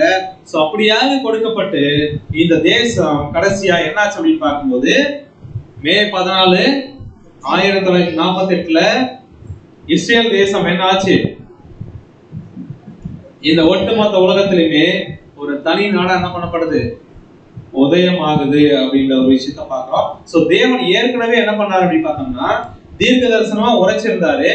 என்ன அப்படின்னு பார்க்கும்போது இப்படியாக சிதறடிக்கப்பட்ட இஸ்ரேல் ஜனங்கள் மீண்டுமாக அவங்களுடைய சொந்த தேசத்துக்கு வருவாங்கன்னு என்ன பண்ணாரு, முன்கூட்டியே சொன்னாரு. அதே மாதிரி வந்து என்ன பண்ணாங்க, எலும்புகள் வந்து என்ன பண்ணுச்சு அப்படின்னு பார்க்கும்போது சேர்ந்துச்சு. அப்படின்னா அந்த பள்ளத்தாக்குல எசேக்கியேல் பார்த்த எறும்புகள் சேர்ந்த விஷயம் இருக்கு இல்லைங்களா, எலும்புகள் ஒண்ணு சேர்ந்தது அப்படின்னா நிஜத்துல என்ன சேர்ந்துச்சு, யார் சேர்ந்தா அப்படின்னு பார்க்கும்போது இப்படியாக சிதறடிக்கப்பட்டிருக்க எல்லா இஸ்ரேல் ஜனமும் என்ன பண்ணிட்டாங்க, வந்து சொந்த தேசத்துல சேர்ந்துட்டாங்க. அப்படின்னா ஒன்னா சேர்ந்துட்டாங்க, உடனே அவங்களுக்கு உயிர் வந்துருமா? அடுத்து தேவன் என்ன சொன்னாரு, நரம்பு சேரணும்னாரு. கரெக்டுங்களா? இப்ப நரம்பு அடுத்து என்ன பண்ணும், அப்புறம் நரம்புனா என்ன பண்ணுறது, எலும்புகள்னா ஜனங்கள் பார்த்தாச்சு. சரிங்களா? இஸ்ரேலில் இருக்கக்கூடிய ஒவ்வொரு ஜனங்களும் என்ன பண்ணாங்க, எலும்புகளா வந்து சேர்ந்துட்டாங்க. இப்ப நரம்பு சேரணும் அப்படின்னா என்ன ஒரு விஷயத்த பண்ணணும் அப்படின்னு பார்க்கும்போது படிக்கலாம் பாருங்க. உபாகமம் 8ஆம் அதிகாரம் 7ஆம் வசனம். உன் தேவனாகிய கர்த்தர் உன்னை நல்ல தேசத்திலே பிரவேசிக்க பண்ணுகிறார். அது பள்ளத்தாக்குகளிலும் மலைகளிலும் இருந்து புறப்படுகிற ஆறுகளும் ஊற்றுகளும் ஏரிகளும் உள்ள தேசம். இப்போ டேவிட் பென்குரியன் அப்படின்ற ஒரு இஸ்ரேல் பிரைம் மினிஸ்டர் என்ன பண்றாருன்னா வராரு. இவர் அதிகமா பழைய ஏற்பாடு தோரா புத்தகம் இருக்குங்களா, 5 ஆகமங்கள், இதை படிக்கிறவர். இவரு பிரைம் மினிஸ்டரா வந்ததுக்கு அப்புறம் இஸ்ரேல்ல இந்த தேசத்தை எப்படி வளப்படுத்தலாம் அப்படின்ற ஒரு விஷயத்தை என்ன பண்ண யோசிக்கும் போது இந்த தேசம் எப்படிப்பட்ட தேசம்னு படிச்சாருங்க. இது ரொம்ப நல்ல தேசம். இந்த நல்ல தேசத்துல தேவன் கொண்டு வந்து சேர்த்திருக்காரு. பாலம் தேன ஓடுற தேசம். கரெக்டுங்களா? அந்த தேசத்துல என்னென்னலாம் இருக்கும் அப்படின்னு பார்க்கும்போது பள்ளத்தாக்கு இருக்கும், மலைகள் இருக்கும், ஆறுகள், ஊற்றுகள், ஏரிகள் உள்ள தேசம் அப்படின்னா இந்த தேசத்துல என்ன பண்ணா ரொம்ப செழிப்பா வரும்? ஆறு, ஊற்று, ஏரி, இதெல்லாம் பள்ளத்தாக்குலாம் எதுக்கு பயன்படும் அப்படின்னு பார்க்கும்போது விவசாயம் பண்றதுக்கு ஏற்ற நிலமா இருக்கும் அப்படின்னு சொல்லிட்டு விவசாயத்தை பெருக்கிறதுக்கு என்ன பண்ணாங்க? முயற்சி எடுத்தாங்க. அப்படி எடுக்கப்பட்ட முயற்சி தான் இன்னைக்கு ஒட்டுமொத்த உலகத்துக்குமே இவங்கள மாதிரி விவசாயம் பண்ற தேசம் இல்ல. இந்தியாவிலேயே அப்படியெல்லாம் என்ன பண்ண முடியல, சாதிக்க முடியல. அந்த நாட்டுல விளையக்கூடிய உருளைக்கிழங்கு, பாறாங்கல் இல்லது உருளைக்கிழங்கு, சரிங்களா? அங்கே விளையக்கூடிய என்ன அப்படின்னு பார்க்க முள்ளங்கி. என்ன ஒரு விஷயம் பார்க்கும்போது நம்ம எக்ஸசைஸ் செய்யறதுக்கு என்ன பண்ணுவோம், அந்த மாதிரி என்ன பண்ணலாம்னா பயன்படுத்தலாம் இதை. அது மாத்திரமல்ல, தக்காளி எல்லாம் நம்ம கிட்ட கீழே ஒரு செடியில இருக்கும், சரிங்களா? மரம் மாதிரி தொங்க விட்டு கொத்து கொத்தா காய்க்கும். அவங்களுடைய விவசாயம் எப்படி இருக்கு பாருங்க. இந்த ஒட்டுமொத்த உலகத்துக்குமே இந்த சொட்டு நீர் பாசனம் இருக்குல்ல, சொட்டு நீர் பாசனம் இது அறிமுகப்படுத்துறது யாரு தெரியுங்களா உலகத்துக்கு? அதாவது எப்படிங்க பாலைவனத்துல இப்படி சோலைவனமா பழங்கள், காய்கள் எல்லாம் விளையும் அப்படின்னா அவங்க என்ன பண்ணாங்கன்னா டெக்னாலஜி என்ன பண்ணாங்க, விவசாயத்துக்கு பயன்படுத்த ஆரம்பிச்சாங்க. என்ன அப்படின்னா தண்ணியா போயிட்டு நம்ம நீர் பாய்ச்சணும் அப்படின்னா அங்க செடியினுடைய வேருக்கு தேவைப்படுற தண்ணின்றது எவ்வளவுதான் தேவைப்படும். அதாவது பயிருக்கு போற தண்ணி அப்படின்றது கம்மியா தான் இருக்கும். வெறும் நிலத்துல போயிட்டு காஞ்சி போற தண்ணி இதுதான் என்ன அப்படின்னு பார்க்கணும் அதிகம், சரிங்களா? வீணா போறதுதான். இவங்க என்ன பண்ணாங்கன்னா வேருக்கு தானே தண்ணி வேணும், அந்த வேருக்கு மட்டும் சொட்டு என்ன பண்ணுவோம், கொடுப்போம், அதுலயே வளர்ந்துடணும், சரிங்களா? அப்படியே என்ன பண்ணாங்கன்னா சொட்டு நீர் பாசனத்தை உலகத்துக்கு என்ன பண்ணாங்கன்னா அறிமுகம் பண்ணாங்க. சோ இதனால என்ன பண்ணாங்க அப்படின்னு பார்க்கும்போது அநேக விவசாயத்துல என்ன பண்ணாங்க அப்படின்னு பார்க்கும்போது ரொம்ப செல்வ செழிப்பா வளர ஆரம்பிச்சாங்க. இங்கெல்லாம் நமக்கு இப்போ இங்க உழுவுற வேலை செய்யறதுக்கு தான் என்ன இதை பார்க்கும்போது நிறைய மிஷின் அறுவடைக்கு பார்த்தோம். அங்க பழங்கள் அறுவடை செய்யறதுக்கு என்ன தேவைப்படுது? என்ன அப்படின்னு பார்த்தோம்னா டெக்னாலஜியை எப்படி எப்படிலாம் பயன்படுத்தி விவசாயத்தை பெருக்க முடியும் அப்படின்னு அநேக டெக்னாலஜி என்ன பண்றாங்க பயன்படுத்தி. இந்த நரம்புகள் அப்படின்றது ஒரு சரீரத்துக்கு ரொம்ப முக்கியம். இதுதான் என்ன பண்ண அப்படின்னு பார்க்கும்போது அடுத்து உயிர் வர்றதுக்கு என்ன பண்ணும், சப்போர்ட்டா இருக்கும். அது மாத்திரமல்ல அந்த தேசம் எப்படிப்பட்ட தேசமா இருக்கும் அப்படின்னு பார்த்தோம்னா படிக்கலாம். உபாகம் 8:8. அது கோதுமையும் வார்கோதுமையும் திராட்சை செடிகளும் அத்தி மரங்களும் மாதுளை செடிகளும் உள்ள தேசம். அது ஒலிவ மரங்களும் எண்ணெயும் தேனும் உள்ள தேசம். வார்கோதுமை, திராட்சை, அத்தி செடி, அதுக்கப்புறம் அத்தி மரம், இதெல்லாம் நல்லா விளையும் அப்படின்னு பார்த்துட்டு ஒவ்வொரு விஷயத்தையும் என்ன பண்ணாங்க பயிர் வைக்க ஆரம்பிச்சாங்க. அங்க இருக்கக்கூடிய திராட்சை கொலை, நம்ம ஊர்ல இருக்கக்கூடிய திராட்சை எல்லாம் என்ன தெரியுங்களா, அது கொலை எல்லாம் கிடையாது. கொலைன்னா இதான், நம்ம எல்லாம் வந்து கிளை, அது என்ன பண்ணலாம் கொத்து, சரிங்களா? அப்படிதான் சொல்ல முடியும். சோ என்ன அப்படின்னு பார்க்கும்போது அங்க விளையக்கூடிய அதாவது அத்தி பழமாகட்டும், திராட்சை பழமாகட்டும், மாதுளை பழமாகட்டும், சோ அங்க இப்படிதான் இருக்கும். நம்ம ஊர்லாம் அப்படி இருந்தா இருக்கும், அடுத்த நாளே காணாம போயிடும். எந்த அளவுக்கு என்ன அப்படின்னு பார்க்கும்போது அடுத்து ஒலிவ எண்ணெய், ஆலிவ் ஆயில். உலகத்துக்கே என்ன அப்படின்னு பார்ப்போம், நம்ம தேசத்துல ஆலிவ் ஆயிலாம் பாத்தீங்களா, இந்த ஒலிவ எண்ணெய் இருக்கிறதுலே அதிக விலை எண்ணெயிலே தான். ஸோ அது எங்கதான் அதிகமா கிடைக்குது. ஸோ அப்படியாக என்ன பண்ணாங்க அப்படின்னு பார்க்கும்போது விவசாயத்தை பெருக்க ஆரம்பிச்சாங்க. அது மாத்திரமல்ல, இந்த அடுத்து இந்த பைபிள்லயே தோரா புக்கை நல்லா படிக்கும் போது இன்னொரு ஒரு ஆச்சரியமான விஷயத்தை கண்டுபிடிக்கிறாங்க. படிக்கலாம் பாருங்க. உபாகம் 8:9. அது தாட்சி இல்லாமல் அப்பம் புசிக்கத்தக்கதும் ஒன்றுக்கும் உனக்கும் குறைபடாததுமான தேசம். அது கல்லுகள் இரும்பாய் இருக்கிறதும் செம்பு வெட்டி எடுக்கத்தக்க மலையில் உள்ள தேசம். சோ என்ன அப்படின்னு பார்க்கும்போது இந்த மாதிரி தானியம் மட்டும் விளையாது, அதுக்குள்ள என்ன விளையும், நிறைய செம்பு விளையும், இரும்பு விளையும், அதே மாதிரி நிறைய தாது பொருட்கள் என்ன பண்ணிக்கலாம், வெட்டி எடுக்கலாம். அப்படின்னு பார்க்கும்போது அநேக தாதுக்கள் என்ன பண்ணுச்சு, வெட்டி வெட்டி எடுத்து என்ன பண்ணாங்க அப்படின்னு பார்க்கும்போது பயன்படுத்த ஆரம்பிச்சாங்க. இப்படியாக என்னாச்சு அப்படின்னு பார்க்கும்போது இந்த கனிம வளங்கள் அவங்களுக்கு ரொம்ப சப்போர்ட் என்ன பண்ணுது.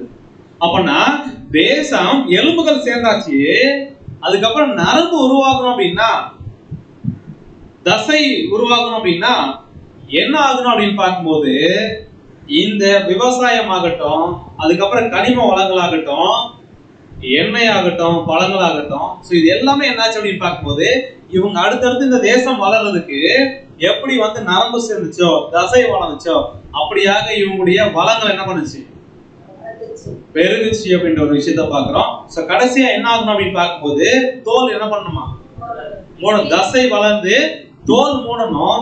அப்படியாக தோல் அப்படின்றது எல்லாருக்கும் என்ன அப்படின்னு பார்த்தோம்னா ஒரு பாதுகாப்பு என்ன பண்ணுது.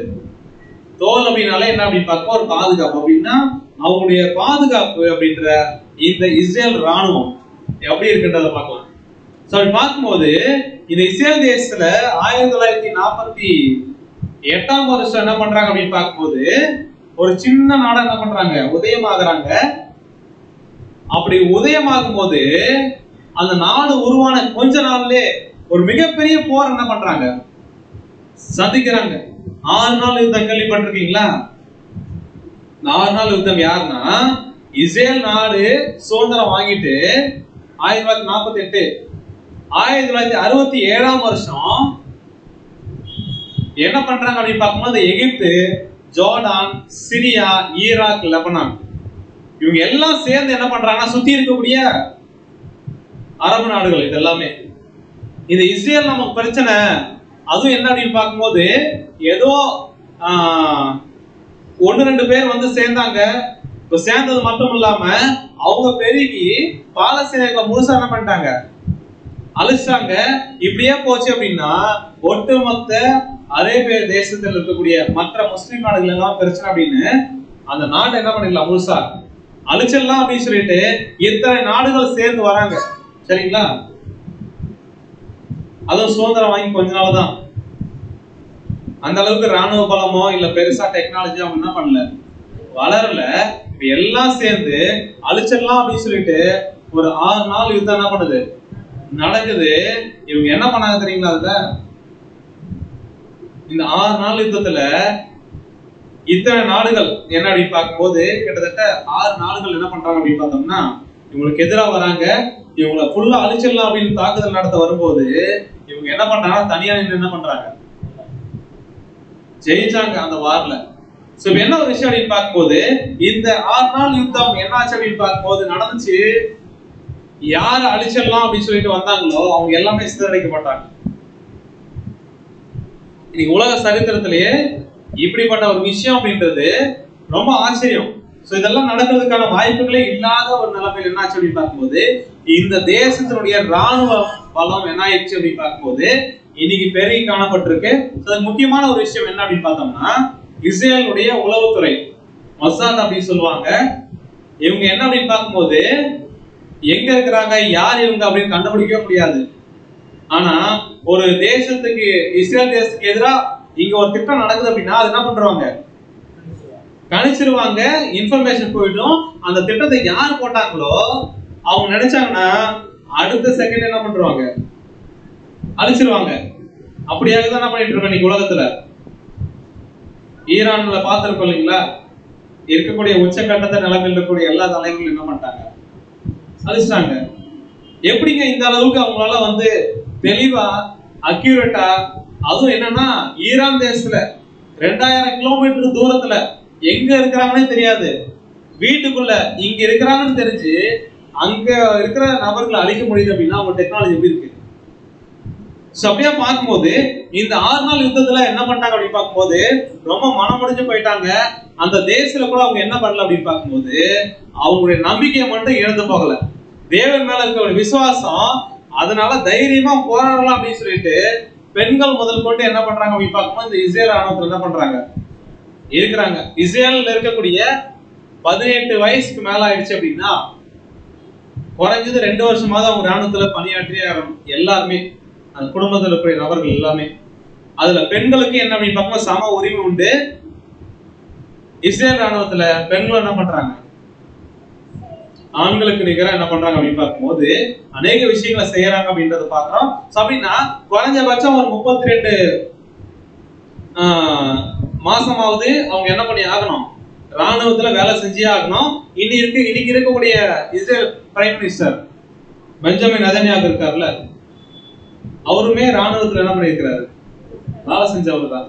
அப்படியா பார்க்கும்போது இந்த மாதிரி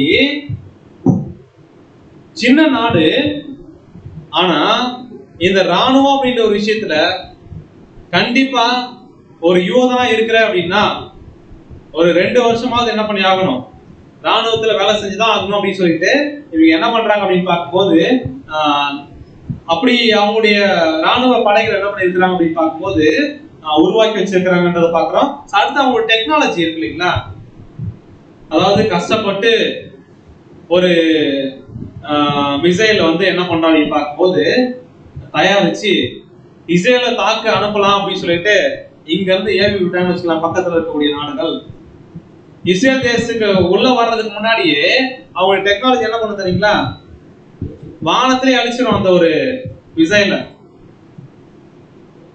அப்படின்னா அவங்க டெக்னாலஜி என்ன அப்படின்னு பார்க்கும்போது எந்த அளவுக்கு அவங்க வளர்ந்திருக்கிறாங்க அப்படின்னா, தன்னுடைய எதிரி நாடு ஒரு ஆயுதத்தை வந்து நம்முடைய நாட்டுக்கு எதிராக அங்க இருந்து ஏவ ஆரம்பிச்சாலே அவங்களுடைய ரேடார்ல என்ன பண்ணும், கணிச்சு வானத்திலே அழிக்கக்கூடிய டெக்னாலஜி. அந்த அளவுக்கு என்ன அப்படி பார்க்கும்போது இந்த அயான் டூம் அப்படின்ற ஒரு விஷயத்தை என்ன பண்ணிருக்கிறாங்க அப்படின்னு பார்க்கும்போது அவங்க வச்சிருக்கிறாங்க. அநேக இஸ்ரேலை சுத்தி இருக்கிற நாடுகளுடைய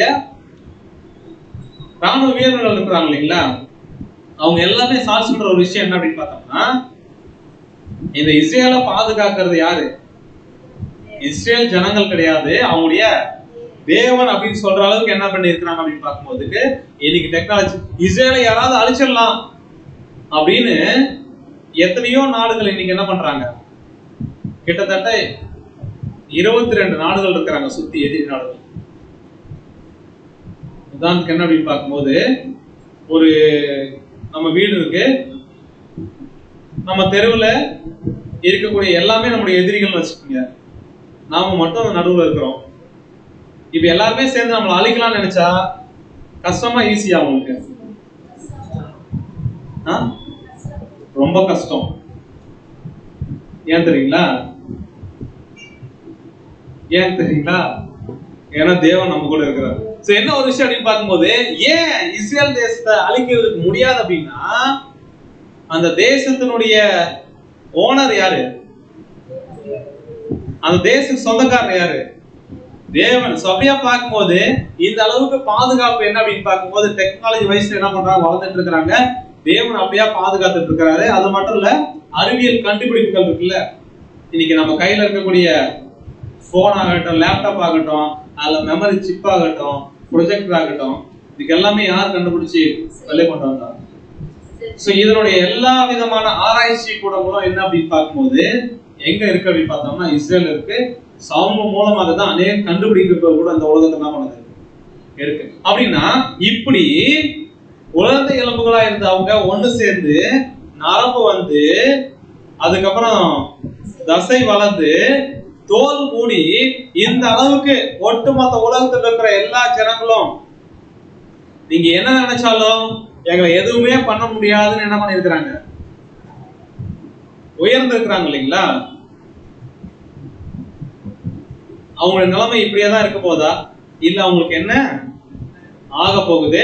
இன்னும் கொஞ்ச நாள்ல இவங்களுக்கு எதிராக இருக்கிறாங்கல்ல அநேக ஜனங்கள், அநேக நாடுகள், இப்ப அவங்க எல்லாமே யுத்தம் புரிஞ்சு அவங்க எல்லாம் கூட ஜெயிச்சிருவாங்களாம். ஜெயிச்சுட்டு என்ன ஆகும் அப்படின்னு பார்க்கும்போது நமக்கு எதிரியே இல்லப்பா அப்படின்னு என்ன பண்ணுவாங்க, கொஞ்சம் ஜாலியா இருப்பாங்க, சமாதானமா இருப்பாங்க. எப்போ இருப்பாங்க அப்படின்னு பார்க்கும்போது படிக்கலாம் எசேக்கியேல் 38:12. நான் கொள்ளையிடவும் சூறையாடவும் மதில்கள் இல்லாமல் கிடைக்கிற கிராமங்களுக்குள்ள தேசத்துக்கு விரோதமாய் போவேன். நிர்விசாரமாய் சுகத்தோடு குடியிருக்கிறவர்கள் மேல் வருவேன். அவர்கள் எல்லாரும் மதில்கள் இல்லாமல் குடியிருக்கிறார்கள், அவர்களுக்கு தாழ்பாலம் இல்லை, கதவுகளும் இல்லை என்பார். இங்க என்ன அப்படின்னு பார்க்கும்போது நிர்விசாரமாய் சுகத்தோட குடியிருக்கிறவர்கள் மேல் வருவேன் அப்படின்னா, இந்த இஸ்ரேல் ஜனங்கள் இப்போ பெரிய பாதுகாப்பு வச்சு ரொம்ப என்ன பண்றாங்க அப்படின்னு பார்க்கும்போது நம்மளுடைய தேசத்தை பாதுகாக்கிறாங்க இல்லைங்களா, அந்த அளவுக்கு என்ன பண்ண மாட்டாங்க அப்படின்னு பார்க்கும்போது சுத்தி இருக்கக்கூடிய எதிரிகள்லாம் அழிச்சிட்டு இவங்க என்ன பண்ணுவாங்கன்னா, மதில்கள் இல்லாம அப்படின்னா பாதுகாப்பே வேண்டாம் அப்படின்னு சொல்ற அளவுக்கு என்ன பண்ணுவாங்க இவங்க, நம்ம ரொம்ப சமாதானமா இருக்கிறோம் அப்படின்னு சொல்லக்கூடிய ஒரு நிலைமை என்ன பண்ண போகுது இன்னும் கொஞ்ச நாள்ல வரப்போகுது. அந்த டைம்ல தேவன் என்ன பண்ண போறாருங்களா, ஒருத்தர் வர போறாருங்களா. எப்படி வருவார்னா, நான் கொள்ளையிடவும் சூறையாடவும் மதில்கள் இல்லாம கிடக்கிற தேசத்துக்கு விரோதமாய் போவேன் அப்படின்னு என்ன பண்ண போறாருன்னா, இந்த இஸ்ரேல் தேசத்துக்கு விரோதமா ஒருத்தர் எழுப்பி வர போறாங்க, ஒரு தேசம் வரப்போகுது. அப்படி வரும்போது என்ன நடக்கும் அப்படின்றத நம்ம என்ன பண்ண போறோம் அடுத்த வாரம் இல்ல, இப்பவே ஒரு பிரேக் அப்புறம் என்ன பண்ண போறோம். சோ எப்போ இஸ்ரேல் ஜனங்கள் சுகமா தங்கி இருக்க போறாங்க, இப்படி சுகமா தங்கி இருக்கிற டைம்ல நான் அவங்களை கொள்ளையடிக்க வருவேன் அப்படின்னு என்ன பண்ண போறாருன்னா, ஒருத்தர் விரோதமா வர போறாரு இந்த தேசத்துக்கு விரோதமா, அவரு யாருன்றத என்ன பண்ண போறோம் கண்டுபிடிக்க போறோம். சோ அப்படி பாக்குறது வரைக்கும் நம்ம என்ன பண்ணலாம் அப்படின்னு பார்க்கும்போது ஒரு பிரேக் போலாம். சோ பிரேக் போயிட்டு வந்து பாகம் 2 நம்ம என்ன பண்ணலாம் பார்க்கலாம். பொறுமையோட கேட்டவங்களை தேவன் தாமே ஆசீர்வதிப்பார்கள். ஆமென்.